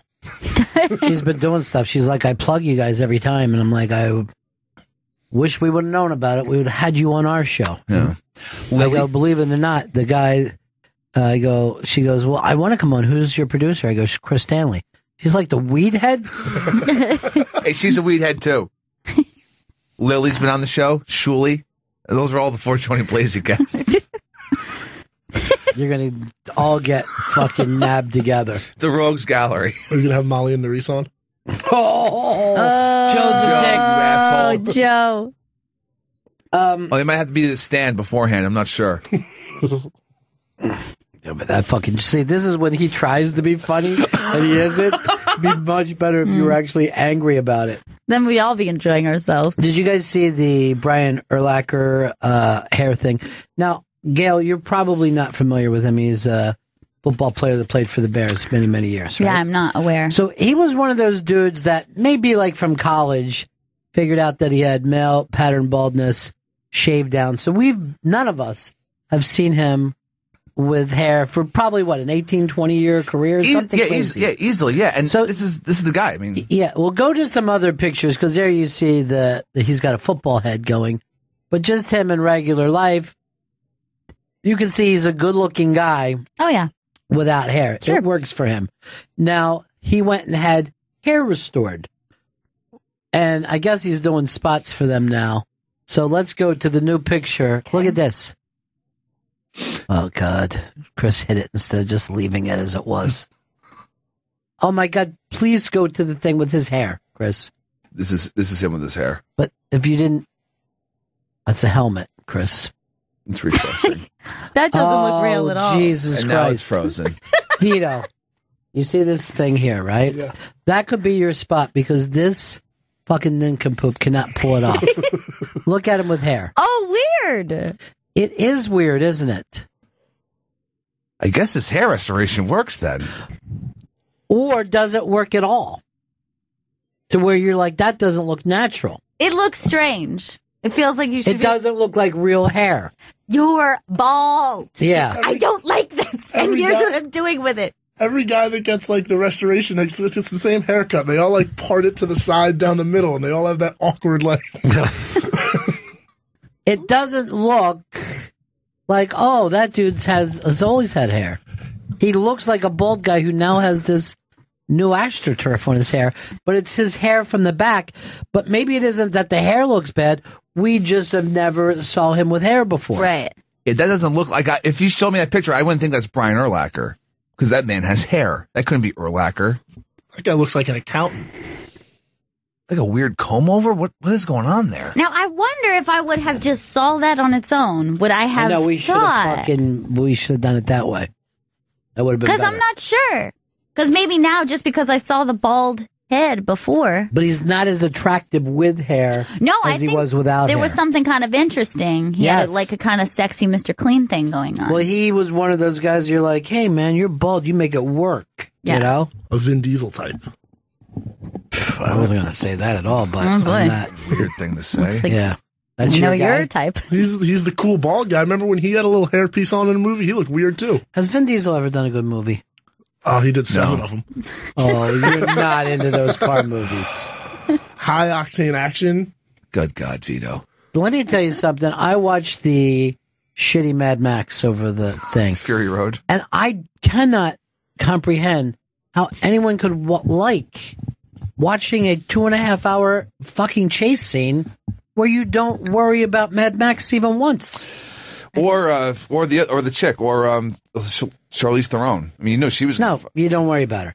But again, like I said about the Star Wars. And by the way, I'm going to give all you guys credit for not acting like you totally love Star Wars.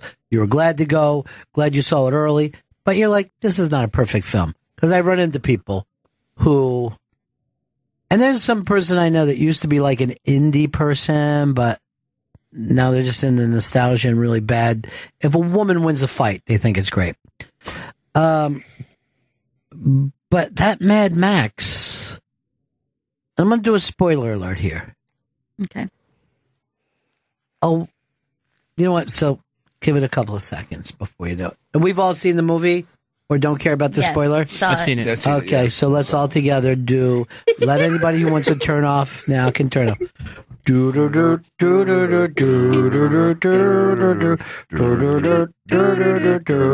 5 seconds to spoiler alert.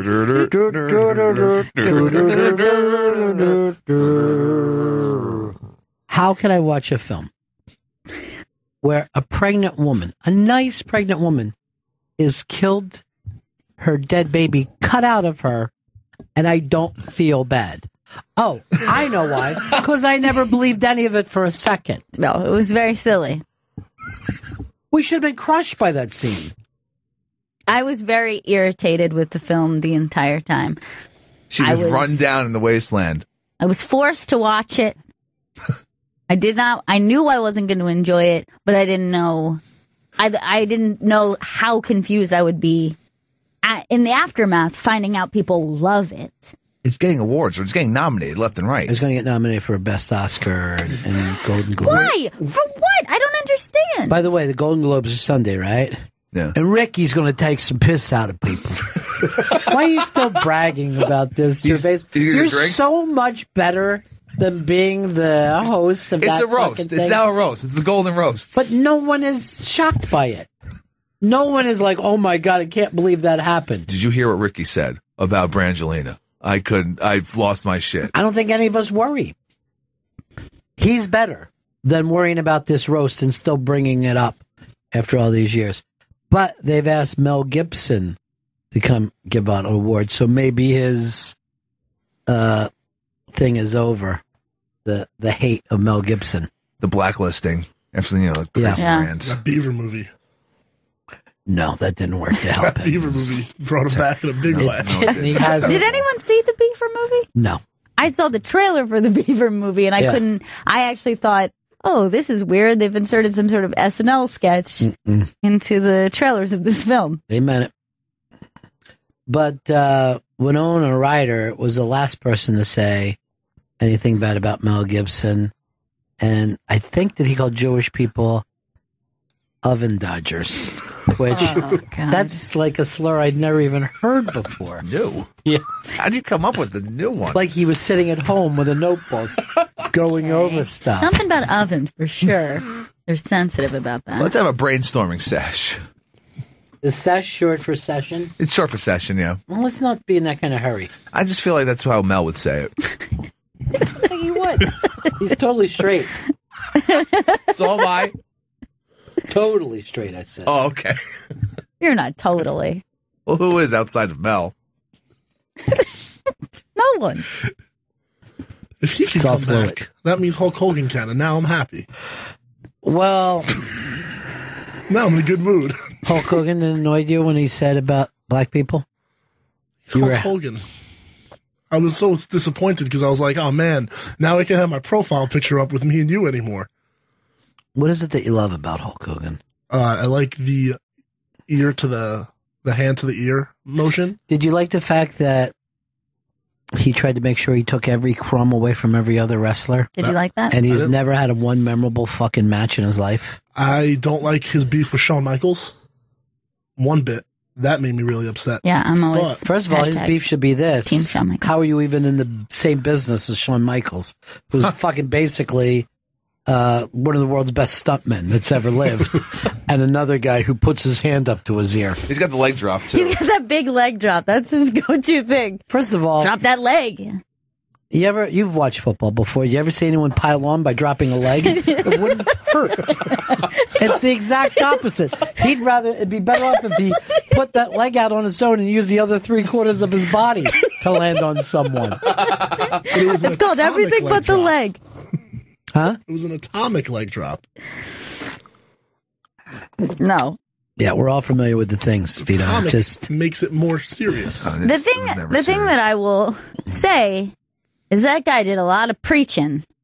You know, he's always telling people, say their prayers, take their vitamins. You know, he really fell from grace. He shouldn't be wagging his finger at people. Tell me how to live my life. Well, this is more you Hollywood took it more Hogan. fucking serious than the rest of us ever did. Well, I was a young lady. Yeah. When he was once a superhero. You were like, I gotta get my vitamins ASAP. You should have. I heeded the warning.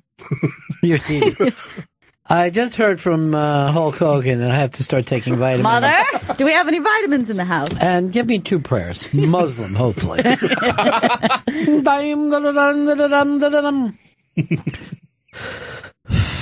Yeah, I never had. So the fact is, I could care whether Hogan comes back or not. But I notice no matter what we talk about, Vito, if you get the chance to sit into us, it becomes wrestling. If I can push it in there. Yeah. If I can push my own agenda. And you do. I respect that. I don't at all. Oh. Thought you would. So if something comes up, it is always like, so really he's the hacksaw Jim Duggan of the UN. By the way, I don't know whether you guys saw it. Korea supposedly set off a nuke yesterday. Yeah. Now people are saying, no, they didn't. They think they made it up. They think they exploded something, but it wasn't a nuke. It was like a bunch of firecrackers that they've been saving up for a couple years. Well, they have all those fake cities and stuff. It's possible. And then don't they have like fake internet? Stuff like that. Mm. Well, Fights will get into this. They'll get to the bottom of this. Yeah, I don't know if they have fake internet, just the people weren't hooked up to an internet. They don't have electricity. That's what they're lacking. Or food. The computers were plugged in. Well, yeah, I mean, they just... I am finding out things about France right now. They had those little kid computers from the 90s. You just like press a button and it goes... That's a speaking spell. Yeah, somebody mooed. Who's stopping in today, Chris? Miss Emma Willman is stopping by. You still call people Miss? Yeah, I'll call people Miss. Is that... Well, you never say with a guy, Mister. I think it's... You know what I think is fun about Chris? He likes to put women in their place. Mm-hmm. That's going to change once we get married. Remember that fucker could never get married. Mm-mm. I'll never take a wife? No. He'll take a dick before he takes a wife. Why is that? And has. Why is that funny to you? Really, Vito? Me taking some cock is fucking hysterical. When you put it like that, yeah. You're acting like it couldn't happen? You know, I had a big celebrity sighting over the break that I don't believe I told you. Would you like to guess? Yeah, I will. I'm going to say that it was probably Bret the Hitman Hart. No, it's not a wrestler. All right, let's start this, then we'll start the 20 questions. I'll go first. I'll tell you where it was. Oh, yeah. I was in a bar downtown on Spring Street at a rock night. All right. I was just going to say this. This popped into my head. Was it a member of the Roots? No, it was not. Because I know he hangs out in that area.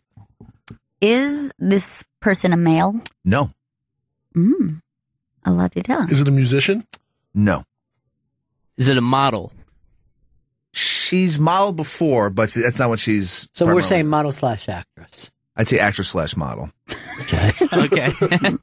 Okay. Is this person who is a woman under the age of 35? I'm going to check. I believe they might be 35. Show me the screen while you check. Show me the screen while you They check. certainly don't look it. I'll tell you that much. No, they're over 35. Okay. They do not look it, though. Not well over 35, though. Obviously questionable. Okay. Is this person currently in a movie? They're currently on... No. They're not in a movie. Okay, so they're currently on a TV show. Thank you for giving me the next question. Shit. Bad at this. Have they won an Emmy on this show? No, they haven't. Would you say this actress model is also a comedian? She's done work on comedy shows, but I wouldn't say she's a comedian. When you say Emmy Rossum? No, it's not. Because that would have been great. Is this person would you call this person a major movie, like summer blockbuster type movies? No, not at all, no. TV, more than movie. No, both. But just not. Not like this woman is in blockbusters. Independent, then. Yes, independent. Has this woman, I'm going to take Vito's turn. Right. Has this woman ever done our show? Yes, she has. I think I know who it is. Oh, go ahead. Parker Posey? That's a great guess. It's a really good guess, but is incorrect. Ooh. Is this person from 90s indie? Yes. Was she on The Office? That must be much older than 35. Very young in the 90s. I don't believe she was on The Office. No, I don't remember being on The Office. Damn it, I thought I had it. Was it Juliette Lewis? No. Is this person a sex symbol? To me. Yeah. I believe so. I think I have an answer. Who? Is it Patricia Arquette? No. Are these all good guesses? Yes, they're all good guesses. You're hovering around this person and... How, young, child actor when they were young? When they started? I have an answer. I know who it is. Okay. Is it Chloe Cervini? Yes, it is. 100%. Yeah! Nailed it. Kids, yep. Kids. Nice. And she looked fucking great. I love her. She's hot. What? I mean, I love about her body of work. Then when you start to talk about the hot 90s indie chicks that come in, there's a lot of them. Yeah. That should have been a dead giveaway. Yeah. When we heard 90s and then our show. Parker Posey was my favorite, though, because she told me this story. Man, I hope she told it on the air. She might have told it off the air. But like a lot of us, she's sad of where the film business is going, right? So she sees her shrink down in Union Square, and it's right next to that big multiplex AMC thing, and she'll just be looking out the window like this. Could you picture me in this movie? And just start to read the shitty movies, right? And when she told that, I was just like, I would kill to be Parker Posey's shrink. Hell yeah. Kill. She's done her show twice, right? Yes. You met her once, Yes, though? once. Did you love her as much as you think, or not as much? 'Cause Yes. you were very, very new to it. I was, yeah, and it was like that was one of the ones that I was most nervous for because I idolized her as a kid. I was obsessed with her. So I was nervous, and it was kind of new at doing the show, but yeah, she lived up to expectations. She's great, and she's got such a wild, fun energy about her. Like she doesn't sit in a chair like a human. Yeah, she was sitting kind of all wrapped up in herself and kind of holding her foot while she was talking. Love her. I just don't know how her and Ethan Hawke didn't end up together. I don't think they would have had a chance. It's weird. Yeah. So where is Emma? She just signed in. We could break again. We do need to catch up on You need to break? Yeah, we need to break one more time. We'll be right back with one of our favorite people. Do the plug for her, too. Emma Willman, she's performing tomorrow, Thursday, January 7th at 8 p.m. at the New York Comedy Club. Go to newyorkcomedyclub.com for tickets and more information. And on Twitter, it's at Emma Willman. And Emma's killed Emma. Welcome back to Bennington. Emma Willman's in studio. Emma's performing tomorrow, Thursday, January 7th at 8 p.m. at the New York Comedy Club. Go to newyorkcomedyclub.com for tickets and more information. On Twitter, it's at Emma Willman. You know, I'm kind of angry right now because I love Emma and she didn't send me a Christmas card. I did send a holiday card. I came in, I said I sent a holiday card, and then I didn't come. You guys you celebrate Christmas? I celebrate Christmas? Okay, all right. Yeah. Good. What were you saying if I was Jewish? I sent a non-denominational card. That's smart. But yeah, especially for, cover all the bases. Right. Yeah. But it didn't get here, so my apologies. You know what, Joey, you're going to move up in the world and you're going to be in charge of making sure you find out where our mail is at any given time. We just don't get mail here. All right. So did you get any Christmas cards or holiday cards? Really? Now that you bring it up. Not one. Not only that, we don't get anything. That's not, because I sent it to someone else at Sirius and he got his card. What? And I sent you guys one last year too. Didn't get that. Okay. Oh, God. Huh. Well, just so in case you're feeling like lonely and like you weren't getting any cards, you probably were getting boatloads Well, first of all, the fact that you went and checked back in, I love. This is one of the things about her I love. Of course. One of many things. I'm gonna see if you got your card. You know what? There's a million things I love about Emma. And I could just start writing them and writing them. And then mutual. And then you said that last time that you were in here, Chris said he had his penis mangled. The last time that I was in here, I forget how. I don't know how it came up. But he looked so he's a you guys natural born liar. But he looks like very sincere. Not a lie. Yeah. Not a lie. Mangled penis. But he said that he was working in a deli or something, or meat grinder. And Before I was working here, I was working at that butcher shop. And then after hours, he was like doing something with the meat, and then he sliced a part of his penis off, and then it got mangled, and it came off. Why would anyone even say such a thing? That's a terrible thing to say. True. Now, you were saying that you carried around, and then who told you the truth? So Dan Perlman did, because when we were in here, I was sold on it, because you guys were kind of, and then I was like, that's not true, and then I was like, oh God, if it is true, then this is like an awful experience. You know what? You should text Dan right now that he doesn't need to be speaking out of school. Well, so when I was walking out, I was like, he was kidding, right? And then Dan was like, yes. Right. So, and then I told my roommate about it, and she was like, or maybe he wasn't, and he's just used to getting like made fun of about it, making it even worse. Right. Yeah, So then I was like, fuck. I re-traumatized him. But I don't think you could survive I don't think you could even survive without a penis. Oh yeah, it happens. A lot of vets have had, when you step on those explosions and stuff like that, those explosives. Takes off their legs and their penis, or just the penis? Well, legs, penis, whatever. But crotch. That's awful. A lot of motorcycle accidents have happened. A lot of guys just. That's awful. A lot of guys climbing fences. If you fell in love with a guy who that happened to, would you stay with him or would you leave him? If we were saying for me, yes, I would stay with him. I prefer it. Yeah. Now that we've got that out of the way. And I go like this, so I'll be doing all the anal. The anal will be my job. And the tables have turned. Suddenly I'm really liking this relationship. I would stay with him, of course. Of course? Really? I would, yes. In sickness and health through penis or no penis or no. Yeah. Because if you can't have like sex with your partner, I think it creates emotional rifts. Life will find a way. Yeah. You're a nice person. What she's saying is oral. Constantly. No. Things are really working out. Chris, would you stay with yourself if your penis ever was rebuilt? Your $6 million penis? Oh, like a rebuilt, like, magical robot cock? Yeah, I think I'd go back to me. You actually had to go to magical robot cock. Scientific. Because that's robotics don't need magic. That's the amazing thing about them. Just this pixie dust and we're off. Oh, yeah, definitely. With the magic of science?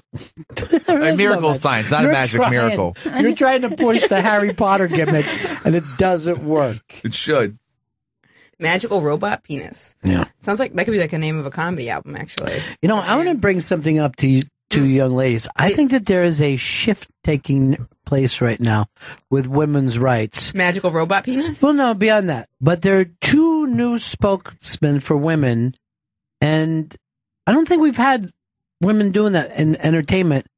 Amy Schumer on the gun issue. Yeah. And then Jennifer Lawrence was the first person I've seen come out on the side of Planned Parenthood. What did she say about ever? that? She says it's fucking great. Yeah, I don't know why anyone bitches about it. Well, Carly Aquilino is a spokesperson for Planned Parenthood. Is that right? And she was before like shit really hit the fan. Yeah. Which is great because when I first learned about that, I was like, oh, because she probably could have been a spokesperson for almost whatever she wanted. Like, it could have been something super non-controversial. Right. And then she was like, I wanted to do something that I felt was really important. So that's great. But Jennifer Lawrence, I think that was like a big, and she talked about equal pay pretty publicly too. Yeah.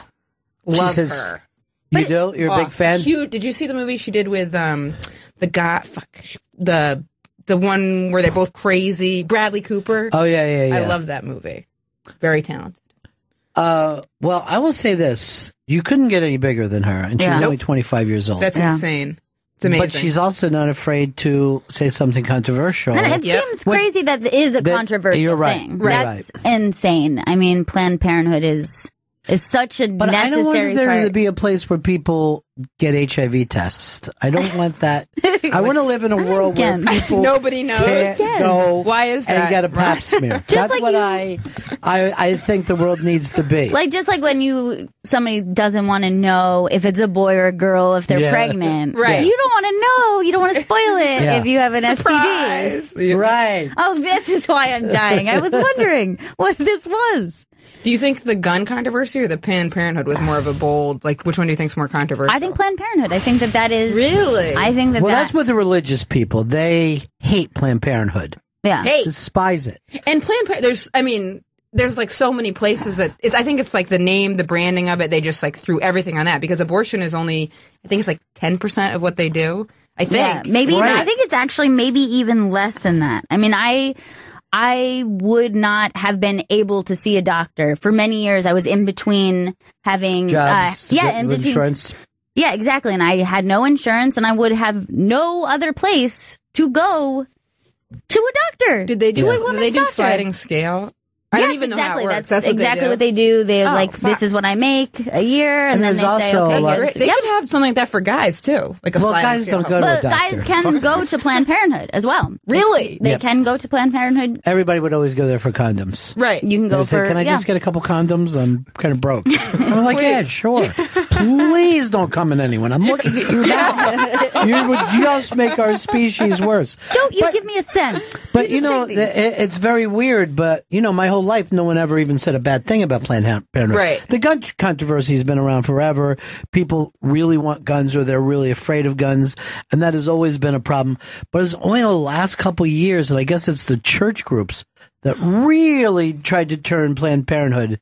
They need into the something devil. to bring up now too, because a couple seasons ago it was they like demonized gay people was like that was like a big thing, and then now they need another thing to like really rally the voters. Well, the gay marriage thing is always one of my favorite things because now that we have it, no one brings can't talk it about up. it. Yeah, I know. No one cares, and no one's life has changed. Right. And I used to tell that to people. I go, look, I live in New York. We have gay marriage, and nothing has changed. Yeah, I was in Massachusetts when they had it, and then nothing changed. Yeah, it's not like it changed the society, right? Even slightly, right? Right. Where I grew up in Maine, people were allowed to bring, because it was really rural Maine, this is going to sound crazy, but you could bring a gun to school if you locked it in your car. Right. So I grew up with that. Yeah. And I remember this one kid, Tyler, got in trouble for bringing his gun to school, and he had it in his locker, and he didn't lock the locker. So he got in trouble. That was it, though. Right. But there was never any, it was all because it was like a hunting town, so people go hunting. Yeah. Of course, yeah. But well, when you're in hunting areas, you see gun racks on Right, trucks, everywhere. and it's a normal thing, so they don't understand, right. anyone who gets upset about guns. But for some reason, we never sit down and discuss what can we possibly do. It has to become this right-left fight. You should run for office. Well, I would never win. Is the big problem for me. I'd vote for you. Yeah, what about like a mayor of something? Well, the thing is, the longest I've ever worked is 4 hours in one day. I have never done more. Right. And I'm exhausted at 4. Would you be willing to consider a part-time mayor's job? I would do this. I would probably, if I could do it from my house, the way Artie does his podcast, where I'll come into my kitchen and do some mayor stuff. Right. In there. I feel like there's like a city out there where you could do that. I hope so. I like to believe that there's a city out there. Well, you must have grown up around guns in Minnesota, right? Yeah, I've had family. I have family on my wife's side that they all hunt growing up, and they hunt pheasants and deer and that. But in the city, it's just less common than that. But everyone still as has soon a as you're gun. 5 minutes outside of the city. Yeah, as soon as you're in the rural area, there's hunting guns everywhere. Right. Well, but that's also the thing is, the rural area is outside of every city. Like if you're upstate New York, it's not that different from being in Georgia. Right. Super rural. Oh, yeah, very. You have city people and you have country people. Right. And that's when you look at these red states and blue states, they're really blue cities and red country. Yep. And You you're know? just using guns for different things. Like people go Yeah. home and go hunting after school, and then they would like eat it for dinner, Yeah. which is like very different from urban area. But Right. seeing him, how's your dating life going? Because remember the last time you guys were talking about like all this crazy. Yeah, he's kind of a freak. Yeah. He was our Freak freak. But nasty. you haven't had the same thing going on for you, Joe. I mean, it's been a little quieter. I'm still kind of seeing that neighbor girl I went on the date with. Oh, but what Yeah. about your artist girlfriend Yeah, that the has the Caravan of Sin. Oh yeah, no, yeah, she's in Florida right now. She just finished up her tour. Mm-hmm. What's a Caravan of tour. Sin? Oh, I went out on the road over Thanksgiving break. Drove the road with this girl in her caravan as she went around hosting There's meetups. a trailer. She pulls a trailer. Yeah. And then He had a sexy Thanksgiving, is what Yeah. he had. It was like a They- sexy Thanksgiving. Do they do like orgies in the trailer? No, she didn't. She wasn't into that, unfortunately. Yeah, damn. But we did drive to Vegas. Nice. From LA, so that was nice. That's great. Stopped along the way. Awesome. And what happened there? You watched her with two other guys? That's your thing?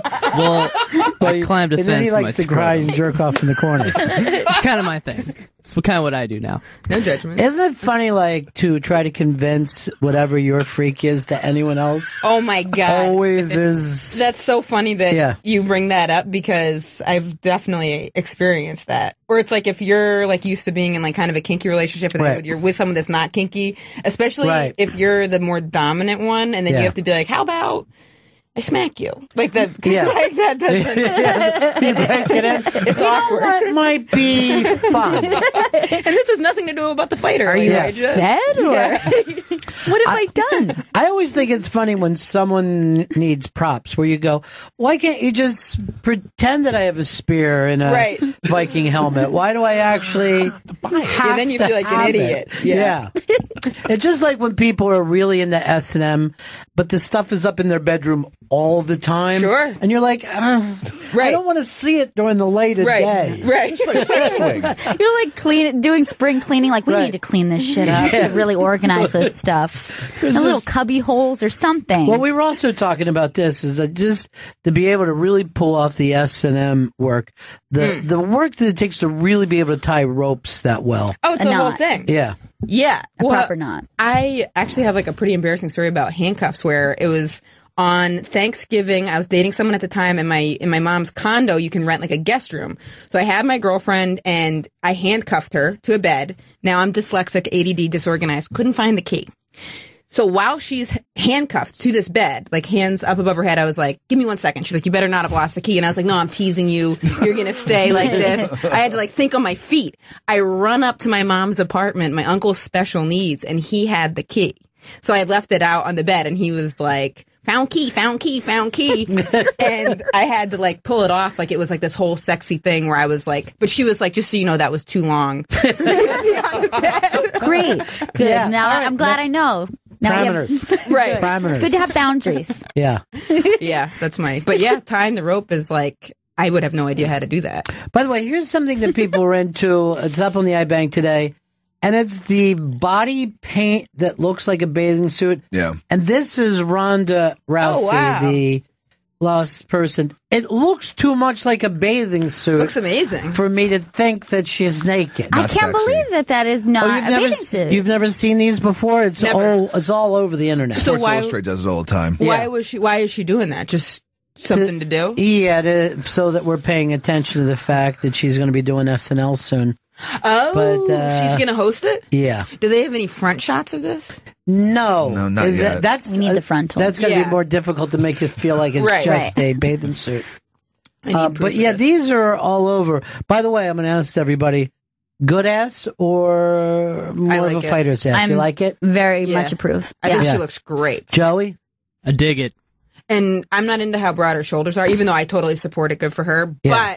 But she looks good. You see, you had to go out of your way as a woman to act like I'm not judging. Yeah, good for her. It's just not my thing. Yeah. The guys not do that? No. Oh. You're like, ew, I would never. What a pig! She's disgusting. 3 of 10 would not bang. No matter who they're talking about.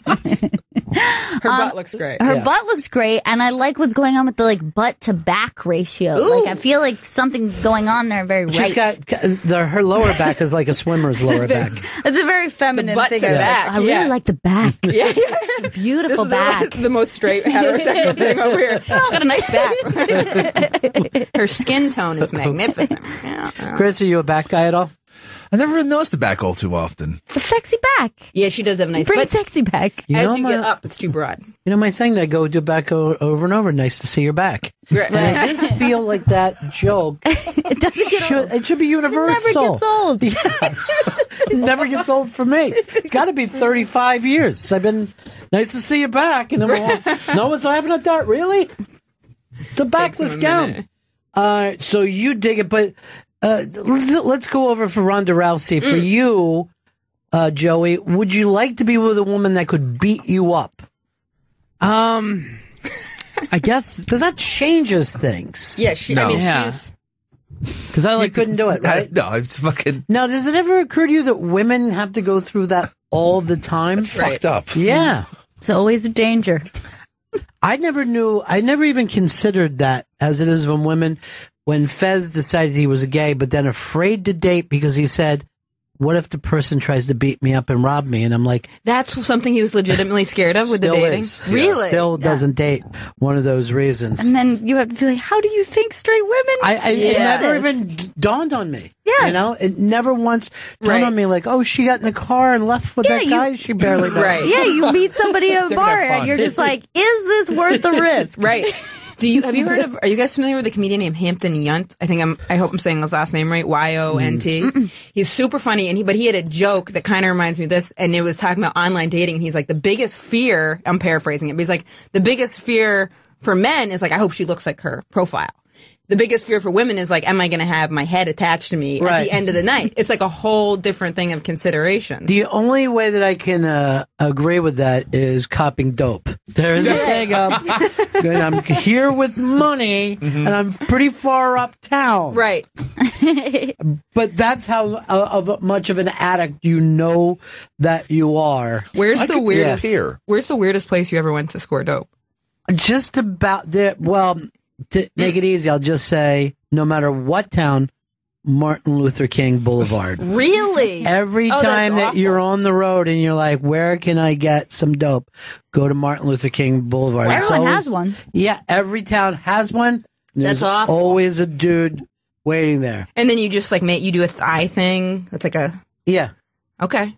But yeah, it's probably not that different than gay guys cruising. Yeah, Would that's you what it say, was Chris? reminding me of. Yeah. I mean, I've always found the vestibules of buildings have always been very dicey. To fucking get the transact business there. Right. Yeah. And so it's just like, we really should be doing this here? This is where you fucking chose where you want to fucking do this? Right. The vestibule. I shouldn't probably out somebody, but I'll just say, I'll use his initials, Stephen Baldwin. And he's very sober now, but he had this story about being in a burned out building in New York in the old days. Oh, Jesus. That's how bad New York would be. And there was like no ceiling, no roof. You got to this sky. place. Just in there getting dope? Yeah. Wow. By the way, have you seen his daughter? His daughter is dating Justin Bieber now. Is What? Haley Baldwin. Yeah, she's I would love to see a picture of gorgeous. her. Yeah. I love Justin Bieber. Do you guys like Justin Bieber? Well, what's not? I mean, he's the, you know. Were you going to say he's what's the not it- to like? Yeah, he's the it boy. Yeah, exactly. You know? There's nothing to hate. I The thing totally is, agree. I think he's a great dancer, good singer. I'm a fan. I think when he dies, we're going to cherish him more. I think he's got Yeah. like a James Dean thing coming. All right, that's, Oh, she's pretty. yeah. I like the way Selena Gomez looked better. See, I think Selena Gomez looks too much like a toddler. She does look This is more. She's more womanly looking. Right. This. I remember one day that I like her lips. Remember that one day that I said that Selena Gomez is very pretty, but not sexual? Yes. She does. Somebody over the break wrote to Sirius Hits 1 to say that I said that and tried to get me to fight with our top 40 station. What? Yeah. And they wrote back, well, we love Ronnie B. They were protecting me in that. I think it's a lot better for you to err on the side of saying you don't think she's hot than you being like, that young pussy. Who's that? I'm gonna fuck the shit out of her. Make a whole other thing of problems. Oh, this show's uncomfortable. What were you supposed to say? Like defend yourself. But this has always pissed me off about the internet. Like if you mention anyone on the air now, no matter how famous, somebody will write to them immediately and say, "Oh, you get your balls busted over the Bennington show." I hate it. Right. Emma Willman's in studio. She's performing tomorrow, Thursday, January 7th at 8 p.m. at the New York Comedy Club. Go to newyorkcomedyclub.com for tickets and more information. And on Twitter, it's at Emma Willman. Thank you. Are you liking that place? They got a big turnaround there in the past year and a half. Yeah, or so. they do. They have, it went from Al Martin owned it to Emilio and Scott, who ran the street team for it. And now they've they gutted the inside. They changed it around. But what they've been doing is they've been helping people out because Comedy Central's accepting submissions for the half hour. So I'll do half hour, an hour outside of the city. Like I'm doing a college Saturday, then I'll do more time. But doing that time at a college, not the place you necessarily want to make a tape. So they're doing a series of half hour recordings. People are taking it. And then, if it goes away you like, you can submit it to do the Comedy Central. That's very, half hour. very cool. Yeah, which I appreciate. So that's tomorrow, and I'm doing it with Julia Rossi. We're each going to tape it. I'm going to tape a half hour again at the West Side Comedy Theater in LA, January 15th, and then I'm going to take, see which one of those I like the best and then submit that. But there's so many ways to do it now besides the half hour. Oh, yeah. Jermaine Fowler had his own special on Showtime. He had some people come in, shoot it, produce it. I love the way that came out. Right. The half hour is incredible, awesome opportunity. But they're just it's not the only way, No, it's not the only way. And the problem, I think, with the half hour is that it kind of reminds you of a chain restaurant, the way it looks. Exactly. Well said. Like it doesn't it doesn't really. Right. You don't have the feeling of. So I always like. Totally. Here's what I like is someone special. Sebastian Maniscalco did his. Love him. In Chicago. And opened up doing Chicago material. Totally. And you're like, okay, I don't live in Chicago, but this is fucking great. Yeah. Because you see people going crazy. Totally. And I'm like, this is so smart and so rare because we've kind of gentrified the stand-up experience a little bit on TV. You just articulated what I hadn't really realized my thoughts on it were. Because I would see, and it can kind of all start to blend together when you're like, this is totally unique, original material that people have spent years and years and years harvesting, and then it kind of gets glossed over a little bit. Obviously, you got to take, the opportunity is a great opportunity, but I noticed that when I was watching them this time, I was like, okay, and then that's where that material goes. Well, it's so hard to capture that electric stuff that happens in a comedy club. Yeah. Well, you can't take it's hard to understand the element of danger, right? That takes place with really, really good comedy. When you're in the room, you're caught up in that fact. But when you're watching and you're kind of pulled back, and I think too many people shoot in big theaters because that feels exciting, right? But it may not be as exciting to see. Yeah, that's interesting because when you shoot in a big theater, you're pretty removed from the audience. When you're all in Jermaine's, it's pretty small. You can see his grandmother up front. Yeah. The people, and it's one of those with the taped ones, it's they pan to the audience, everyone's laughing hysterically. In the smaller ones, you get people thinking, shaking their head, whatever. So I appreciate that too. Well, one of the things, and I'm going to say this because I think he's also done one of the greatest, Chris Rocks, but he did a thing where he was doing 3 different places, and you could just see, okay, you're doing the same jokes. You never want to have that illusion, right? You know. That's so true. It's always bad if you've ever been to even a rock show and you notice some people are doing the same pattern the second night that you see them. Yeah. You're like, what? That was unique. That was between us. The first time I went to started figuring out, comedians said the same thing over and over again. It blew my mind. I had no idea. The first time you see someone, you're like, this is the most amazing person ever. And then, 5 years later, you're like, all right. Yeah. I get it. I get that when I start dating people or have like a roommate because they'll come to a show and be like, this is so fun, this is awesome, this is so exciting. And I'm like, oh, well, okay, come to another one tomorrow or next week. And then by the 5th one, they're like, this sucks. Right. They know my material. They know everyone else's material. You know, they're like, that guy again. Like, that guy's a hack. I hate this club. But a little tired of eating cheese sticks. Right. You're like, thought the thing I think most about comedy is that ability to stay on the road and keep it fresh. Totally. You know? And not drive yourself nuts during the day. Yeah. But I actually kind of like traveling. Like, I don't mind. I did something that was absolutely hellish, that was so bad that everything that is not that, I don't mind. I did one night, I flew to Wyoming and then had to drive 3 hours to get to this tiny college. It was like a 9-hour commute for this tiny show at a college that paid not worth it to do that. Right. So that was so awful that now I'm like more selective and being like, how long does it take me to get there? You know what I mean? And then now I try to like protect myself more because otherwise you're going to lose it. Yeah. You get angry. Yeah. And that thing of you've traveled all day and now you have to do an hour. Yeah. A gig. And you're just like, if you're not bringing everything you can. Right. Then it's like, really, awful. What's the point? And they're pissed. So, especially if it's for one night only, you're not even like getting in the groove of it. Right. You don't know the town. You just pass through. You get a speeding ticket. I've gotten so many speeding tickets. Have you? Oh, yeah. I got to pay them. Yeah. I haven't done that. Thing about I'm worried about that, actually. You should be because you get in once trouble. it's jail trouble. Shit. And I think I got like 5, but I got out of one of them. And then I've got. You still have a license? I mean, I have to. Not really. No, because what can happen is they can take your license, but they don't tell you. Yeah. Right. And then the cop tells you. Oh my God. God. It happened to a friend of mine. And then you get arrested. I'm going to lose it. And I'll probably be in some like really awful, like small town. Oh no. I had a friend who didn't know she had a ticket from high school. This is like years later. And we're driving down the highway, going upstate New York. I had a driver's license. I got 2 tickets in upstate New York. I had a driver's license, but I didn't do much driving because, I grew up here. Right. So I had a license and the cop pulls her over, tells her that she does not have a license, says she cannot get behind the wheel and that I have to drive. And I had not driven on a highway. And she was like, please don't do this to her. And I'm like nearly in tears. And I was like, this is unsafe. What you're doing is unsafe. She actually knows how to drive. This is a technicality. And then he's like, what do you want me to drive behind you? And I'm like, that's going to make it worse. Right. I'm really scared. And Why don't you just let him pull away?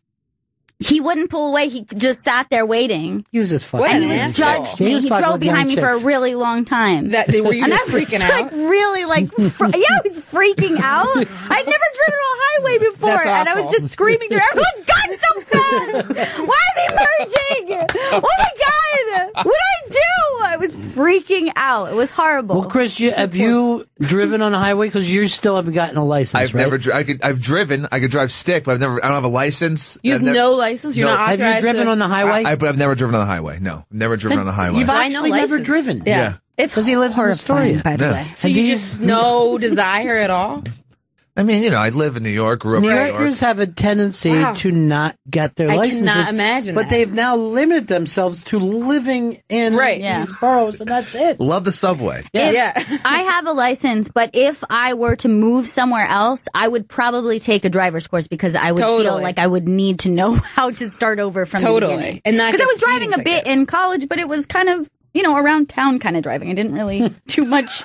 Are you a go to the grocery store? Are you someone that likes speed? No, are you kidding? I'm terrified. See, I think that's why you're supposed to learn at 16 because children are fearless and they're just they have no. That's like saying at this age, would you hop on a skateboard? Right. No, you would not. You'd be like, I'm going to fall. When I'm behind the wheel, my mind is just going, this is a weapon. I'm driving a giant machine. Everyone could die. That's what I'm thinking the entire time. 16 is so young. Yeah. Like my 16-year-old self shouldn't have been doing anything. No, it's true. That's crazy. That makes me uncomfortable, actually. Vito, do you have a license? Oh, I have an expired permit. I don't got no license. Oh my god, I got no license. Jesus Christ. He grew up in the city as well. Wow. Yeah, Vito. That's a name. I could never get a large car, enough like, car. Practice. No. It's hard to find a car that fits you. I You took can take driver's out ed. the front seat and just drive from the back. Like the police academy. I took driver's ed, and I just figured out, you know what? It's more fun to just use this time to get a free ride home. So every day I'd be like, you know what? Let me just drive home. And then I never had a car to practice with. Permit expired. And now I don't have any friends with cars. So if anybody wants to give me driving lessons, tweet me at Vito Calise. And we can drive together. Why do you need to turn this into your own kind of Tinder? Why can't you driving with be Vito? in a conversation with us? No, we can, I'm dead serious. If somebody wanted to teach me how to drive, I'd be happy. Yeah, but that has nothing to do with our conversation. We're just talking about whether or not you can drive, Vito. Oh, no, anybody out there would like to send me alcohol or drugs. I'd love to get it. Vito, can we go halvesies on these lessons? Really would like to brush up. You want to go driving too? But see, here's the deal. Driving instructors are hilarious, Yeah, too. when you leave the city, it's a total different kind of driving. There are people who drive and then they get to the city in New York and they just pull over. I remember when I was a kid and I came into the Manhattan, I'd come out of the tunnel and park. Right. I'd be like, there's that parking lot right there. So we can get that out of the way. And I would literally drive about 100 yards in New York. Did you ever drive in Boston? Because that's the worst. It's insane to drive in Boston. At least in New York, everything's on a grid. In Boston, it's such an unbelievable clusterfuck. It's very confusing. Awful. I've been to Boston. It looks like... Well, it's confusing, and it's also, they're always working on it. Right, always. Did you know that, I just found this out that Boston was voted, I think it was maybe 2014, they were voted the most racist city in America? Well, they also would have won that in 65, 75, 85. Won the prize. Back when, they had school busing to get blacks and whites together. It was Boston was the worst. In this America, like the most racist, that's like. And you have to remember, Philadelphia's in America. Right. So to say that you're more racist. Yeah. But you know what? I've always seen the most racist. But what would you say is the least racist city in it's America? so tough. Also, I think a part of white privilege is you don't always notice. I went to school in Boston and I was like, it's racist, and then people of color are like, yeah, it's the most segregated, uncomfortable, worst. And then I was kind of like, I didn't pick up. For a place to be the least racist, you couldn't have it be a 99.9% white. See, here's the thing. You have to have cultures around you.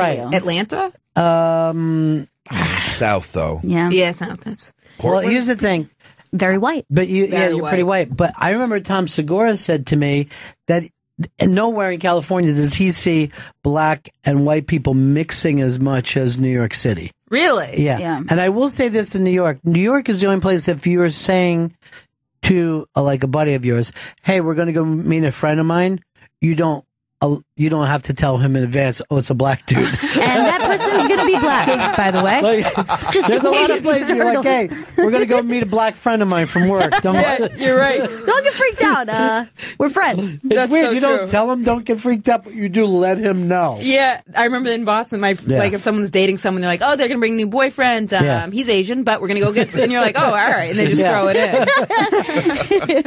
Just so I don't react. When people will bring up someone's background, like, hey, there's this black guy at work, and he said to me, wait a minute. There's no reason to even say. Now I know what he's going to say.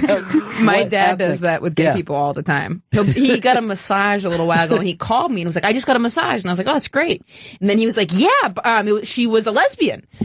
And I was like, oh, cool. How could you tell? And he was like, she was just very, you could tell. So she was a lesbian, and she gave me a massage, and and I was like, great.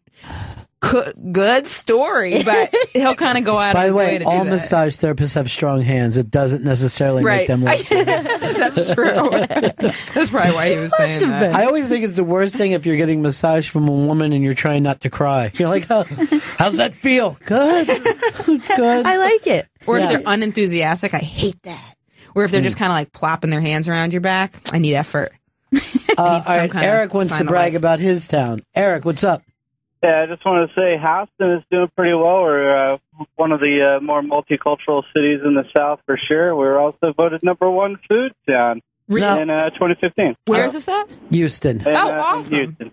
So we're kicking ass down here. Now, when you say multicultural, do you just mean blacks, whites, and Mexicans, or do you got some others? Tons of Asians, too. Mainly Mexicans, but we're getting a lot of New Yorkers, a lot of Californians and stuff, leaving those tax burdens and coming to this beautiful tax-free land down here.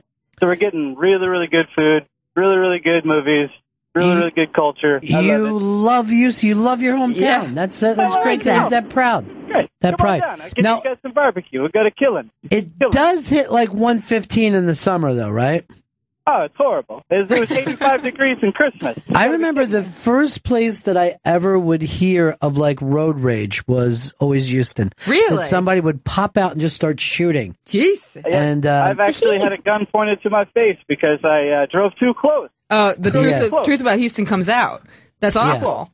But you might get an Asian pointing a gun at you, so it's great. It was a Mexican guy. Yeah. It was Mexican. And he had a black friend in the passenger seat. So, hey. You know. Yeah, it's Just to things let you are know. changing. Don't want you to be things surprised. are happening. I did the University of Houston, and it was the student association that sponsored me was the Asian Student Association. First time that's ever, usually it'll be like, Campus Activities Board. This was the Asian Student Association. University of Houston sponsored me to come to their school. So I have to ask. Did you ever go to that Popeyes off of Scott Street near University of Houston? It's the only chicken place I've ever seen where you have to slide the chicken through a slot. Because it's bulletproof. We have that here. Slot. Oh, wow. I didn't, but next time I'm there, sold. Oh, check it out. You really are selling us on Houston, Eric. It's great. Well, first of all, you would have to tell me about Houston as Reality Bites. And after that I'm movie, in. I was in. Real? I thought Houston, I didn't think much about it. But. Who was in Reality Bites? Who were all the Winona Ryder. Yeah. Ethan Hawke. Ethan Hawke. Janine Garofalo. Yeah. Janine Garofalo. Ben Stiller. But he was kind of the douche. Yeah. He was the dude bro douche. And who else was in it? There was one extra weird dude, right? Yeah. What's his name? I'm lost on him. Was Renee Zellweger in that? Almost? No. It's a guy. What is his name? That thing you do, and he's like, gotta be quick with me. Steve Zahn? Steve Zahn, yeah. Zahn. What'd you do? Look it up and then say Zahn? I didn't look. Yes, you I did. had the IMDb up already. I can see that from the screen. I can see it. But then the way you tried to say Steve Zahn, and then we were like, you got the wrong last name. Right. Zahn. That's an interesting question, though. Like, what is the least racist city in America? I don't know if we have one that could actually be. Because I agree, just because you don't have race problems means that you probably don't have all the races. Right. Oh. Yeah. In Maine, we never had. Maine is all the whitest states. There was no because there'd be like one person, probably, Sebastian, and then you're like, yeah, we like him, right? Like, why wouldn't we? Sebastian and Danny. And Danny was great. Sebastian was great. No problems there. Yeah. Well, would you if you were the only two black dudes in the whole state of lobster fishermen?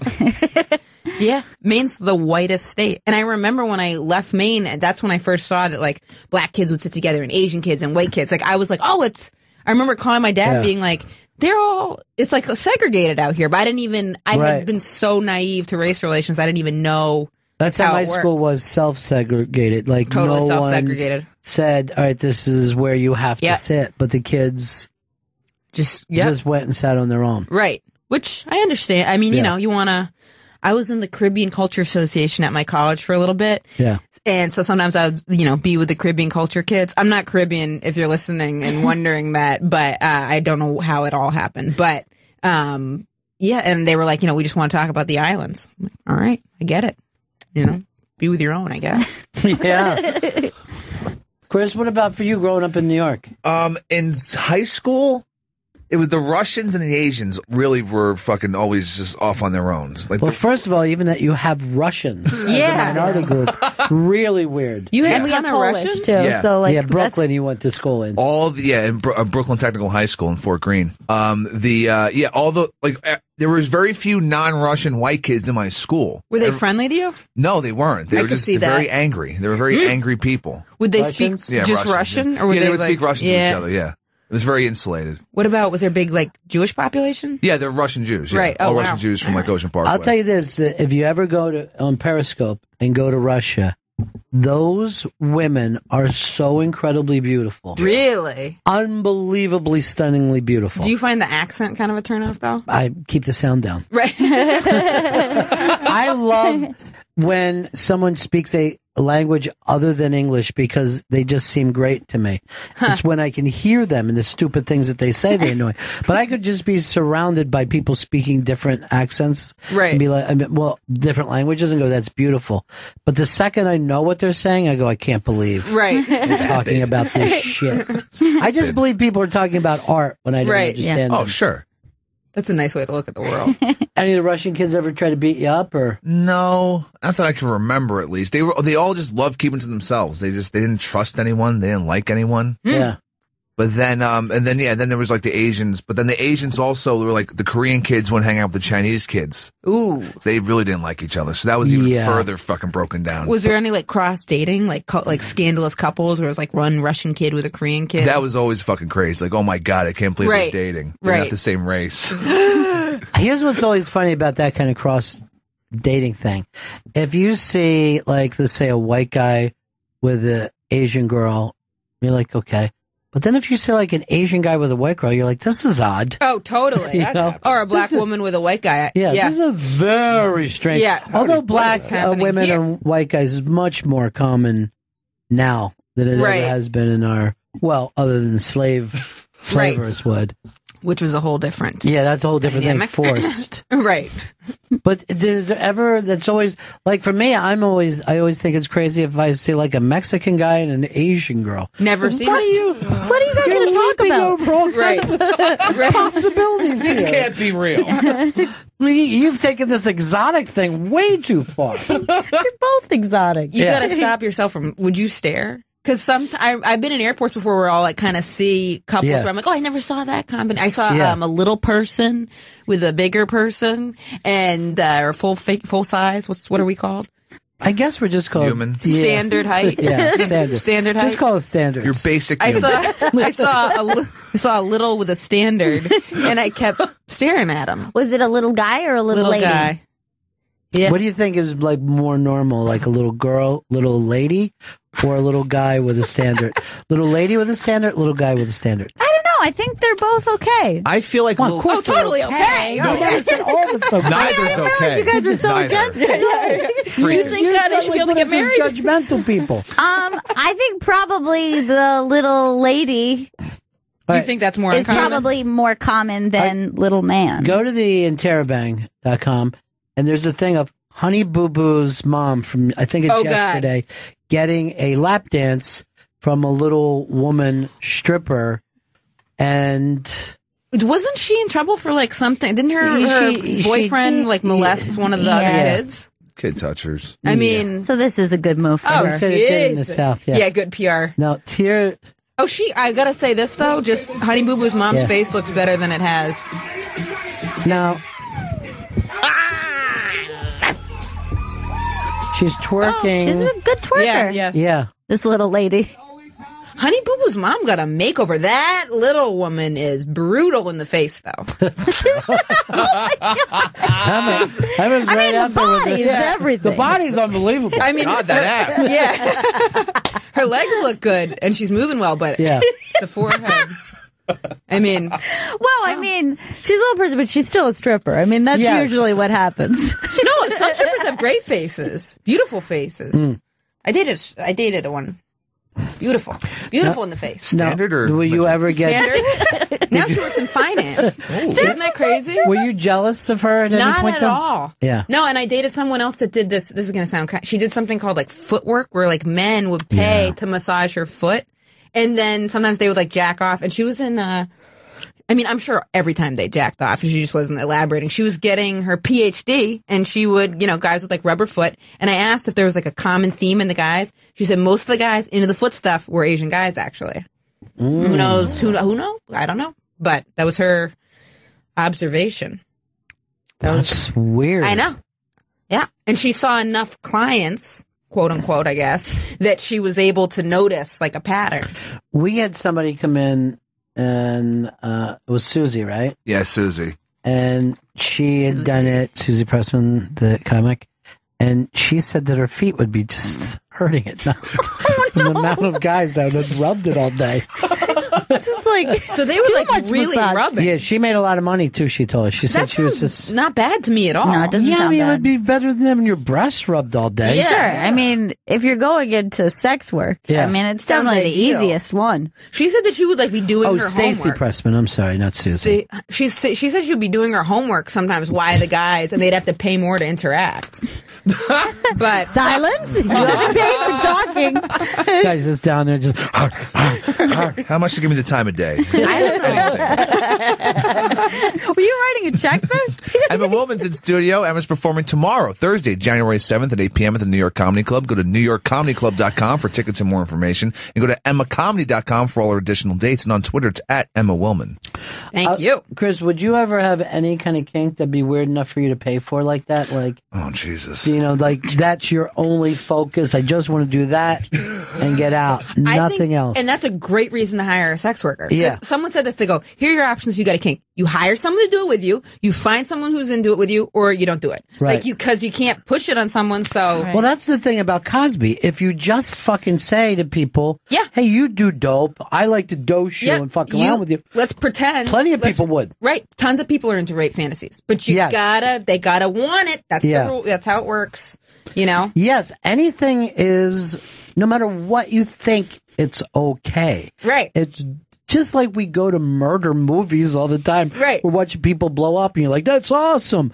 But if you actually ran around in your car shooting out the window. Not cool. Yeah. Not cool. You gotta find someone to like, you know. But some people, then that's where they are the sick is if they like really get off on the person not being okay with it. Right. That's their thing. That's the thing. All right, Joe, do you have something? I think for me, I think I could do like massages, you know? Some people like to... What kind of massages? You know, like back massages and even leg massages. I So think you're I could saying go yourself that far. as the person a spa worker? Because you're saying yourself? So you're saying happy ending. Is that's your... Are you the one doing it? Yeah, You're that's jerking what guys he said. off? He's No, saying no, that no. He's the person. No, I'm the one getting the massage. I feel like And a there's hand job? kink out there. That's for the thing. People. No one's A literal no kink is they like their shoulder rub. I'll tell you. It's a literal kink. That's what I'm That's a saying. pretty common desire. Yeah, but I want to get paid for it. I like touching. I don't know. That's just me. Yeah. The guy never. Oh, so you're I saying get a it. woman You that pay loves for to it. rub back so much. I get it. Yeah, that's my That's ideal not a kink. thing. You could get probably it. get a guy to jerk off on your back, but Yes, not you a could. woman. No.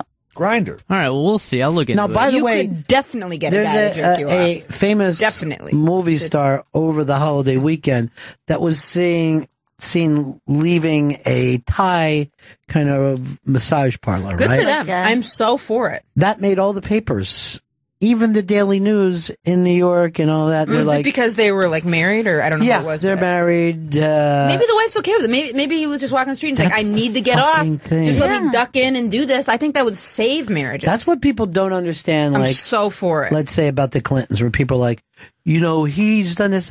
I'm sure they talked it over years ago. Right. That could Totally. be their Years thing. ago. They have Totally. an agreement. I'm Right. so for it. And by going out and saying, this is what this guy does, now you're just humiliating her. You know what I mean? True. Like, now she shares the humiliation. Maybe she wanted it private, that she has an agreement.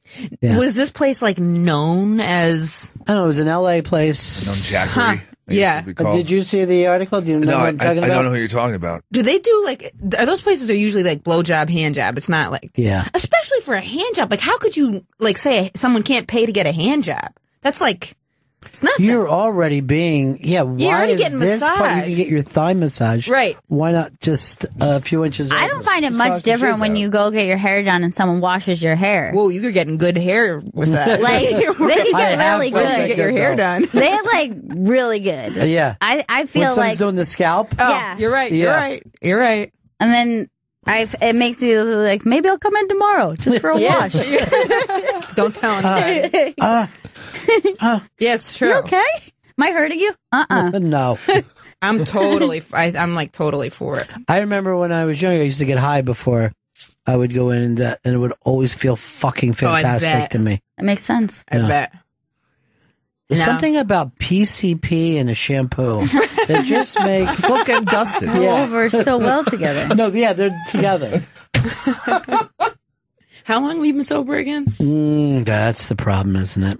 Just one day at a time. Right, one day at a One time. day at a time. One day at a time. Chris and Chris is going to go to some meetings with me. So. Oh, great! You should. You're going to go to 4? Wait, I don't know why I said that. He's drunk right now. No, wait. Here's what. I've been wanting you to for so long. Because meetings are because like it's such a it's like it can't. You're not going to lose anything by going to an AA meeting. Sure. Yeah. You know what I mean? You go, you share, you talk, you don't talk. People coming together, being real from all cross sections of people. I might even throw a net over them and drag them to one. Yeah. But you said you're waiting to when? Day after the Super Bowl. Oh, man. There's always going to be a reason, though. Yeah. Day after the Super Bowl. That's my fucking cutoff point for my 8-week sobriety fucking fun. Is this are you gonna drink more on the Super Bowl? Because you think? I think I'm gonna drink as like however much I was gonna drink. Well, that's a lot. Yeah. Right. That's a dangerous amount. Yikes. All right. We didn't tell you about this. So we had a lovely holiday party. Oh, nice. Where we all went and ate food and danced the Hora Jewish dances. And Chris drank what we believe to be 3 bottles of vodka. What? So we put them in an... No way. I thought you were going to say wine. No. 3 bottles of vodka. Were you just... What was going on? Drinking it straight. Well, it was free. We were paying for it. So, Okay. So we put him in an Uber car, sent him back to Brooklyn. 3 bottles. He woke up in the hospital with the back of his head... Shit. Cracked open. So something happened in the Uber? You don't know? I come to... the last thing I remember was at dinner. I'm eating a piece of steak. Did you say anything you regret at the Christmas party? God knows. He did something that he would horrifically regret. Grab someone?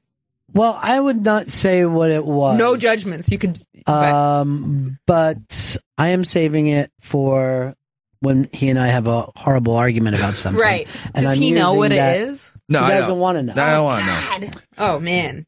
The fun. I can't wait for the surprise. So then I wake up the next day in the hospital with my hands covered in blood. So scary. I'm like, what the fuck happened? And the doctor comes in and says, you were all really fucked up last night. I was like, I don't know what you're talking about. I want to get the fuck out of here. So I leave I don't ask them what happened to me. I just walk out of the emergency room. You're still drunk. I found out later that yes, I was still blasted drunk because later, then we do the show and I have no idea what the hell happened to me. We try to figure it out. I call the hospital later that day. I find out that as soon as I got out of the Uber cab, I passed out drunk in front of my building. Someone walked by, called an ambulance. And as the ambulance EMTs come, I run away from them as they're trying to help me. Wow. Slip, crack the back of my head open, and then start vomiting. Wow. So they witnessed. The EMT guys must have been like, you have got to be kidding. I called the hospital and they were reading me the report and there was all these details were in there and they were laughing as they were telling it to me. Right. The nurse or whatever. It's almost like you didn't think you were like bad enough to go in. So you're like, okay guys, 1 second. Boom. All right, take me in. Nobody wants to pay for that ambulance. No. Did anybody ever try to get you to pay for it? I haven't checked my mail since then. Smart. Right. So I'm just, once that maybe this week I'll see what happened. That is awful. But yes, that's what happened. Well, thank God you're okay. Yeah, it came out fine. What was your blood level? And my I blew a .32, or that was my BA. Wow. My blood alcohol was .3. And what's 4 legal? times. What's legal? 0.08. So it was 4 times the amount. So thank God you don't drive. Exactly. You know what I mean? Thank God for Uber. Seriously. Because when I was in high school, I used to drink and drive, and that's just crazy. I drank and drive so many times. I did it so many times too. Yeah. One time I actually got in I hit a sign and I hope I can't get in trouble now for saying this. No, you called my dad and he came. We killed the guy. No, I'm just kidding. But he came and he was like, he threw me in his truck and he's like, you stay here. I'm going to say I was in the car. And he moved the seat back. He's like, I'm just going to say I heit something and went off the road. Cause if they came and saw me, I would have been in totally fucked because I was wasted. And I remember that we had a Burt's Beeswax lip thing. In my drunken stupor, I started eating it to try to get the alcohol off my breath. Whenever I smell Burt's Beeswax now, I gag because I scooped it out, and it's a really thick. It's a thick lip thing. I just scooped it out, rubbed it on my teeth. It's like Vaseline. Now, do you see your dad as an enabler, or do you see him as he did the right thing? That's a great question. Yeah. I think it was the right, and I mean, he was really pissed. I definitely got grounded, but I don't know. I actually never thought of that because it was kind of like whatever, so I wouldn't get in trouble. I have to think about that. I don't know. What do you think? Because I guess that was enabling. Yeah, it is enabling, but sometimes we protect our own, you know. Right. I'm kind of non-judgmental when it comes to... Yeah, that's actually a real... I mean, I don't know. I'd be interested learn the lesson in a different way. You don't need the cops involved for you to, you have this idea in your mind. And yet, if you stop people from hitting their bottom, it takes longer, maybe something even more dangerous. Yeah, because if I had lost my license, I don't know if I've drunk. I have drunk and driven since then. I don't know what I'm pretending I haven't. Yeah. I have that. So maybe if I probably lost my license, I wouldn't have. He grounded me for a while, but yeah, I don't know. Not only did I drink and drive, and of course I'm older than you guys, so the things were more lax, but everyone I knew drank and drive. Everyone in my I knew was fucking drunk and driving. We would drink and drive at the same time. Yes. Yeah. Yeah, like let's go out drinking. Right. And drive around. Yeah. And like driving around, like looking for stuff to do and like have a couple beers. That's nuts. Well, it's a weird thing. As somebody who lives in New York, I just always think, like, what do you do? I mean, what do you do? It's a tricky situation, especially then when there was less talk of how dangerous it was. Mm-hmm. And then, I mean, I remember there was this girl who got in this horrific car accident and got paralyzed from the waist down. So that's when I remember being like, ooh, this is... Because a drunk driver hit her. You know what's the weird, though? I had a friend that was paralyzed from the waist up. If we could have got those two to meet each other, you know what I mean? Perfect couple, yeah. I had a friend that I, had dated before that got killed by a drunk driver, and we're all like, that guy was a dick and everything, but we were drunk drivers still. Right. But we were really mad at him. Right. For fucking up, being a pussy. So bad. Yeah. I mean, man, I don't know if my dad was an enabler with that, actually. I'll circle back with him and see what he thinks. There'll be another thing I'll like hash up. Do you think he'll you're be a terrible real father? pleased. Like, hey, remember that time? Yeah. Oh well. All right, we gotta wrap this up. And let's not wait this long. Next yeah. When time. was the last time? I feel like it wasn't that long. It was like 6 months ago. I think. Really? It doesn't feel like that long at all. Yeah. That's crazy. It had to have been in the summer, right? Yeah. Time is going by. So this is going to sound so like fast, slow. It's too fast. Like it's going by fast, but then I think because did I come in after Just for Laughs or before? You came in right after. Just for Laughs. Yeah, that feels like a long time ago. Yeah. That feels like that's been crazy to see some of the people I did it with. It's interesting. Is it right? In what way? They all are doing Adam Devine's house party. But whatever. It is what it is. Got lots of my own things going on.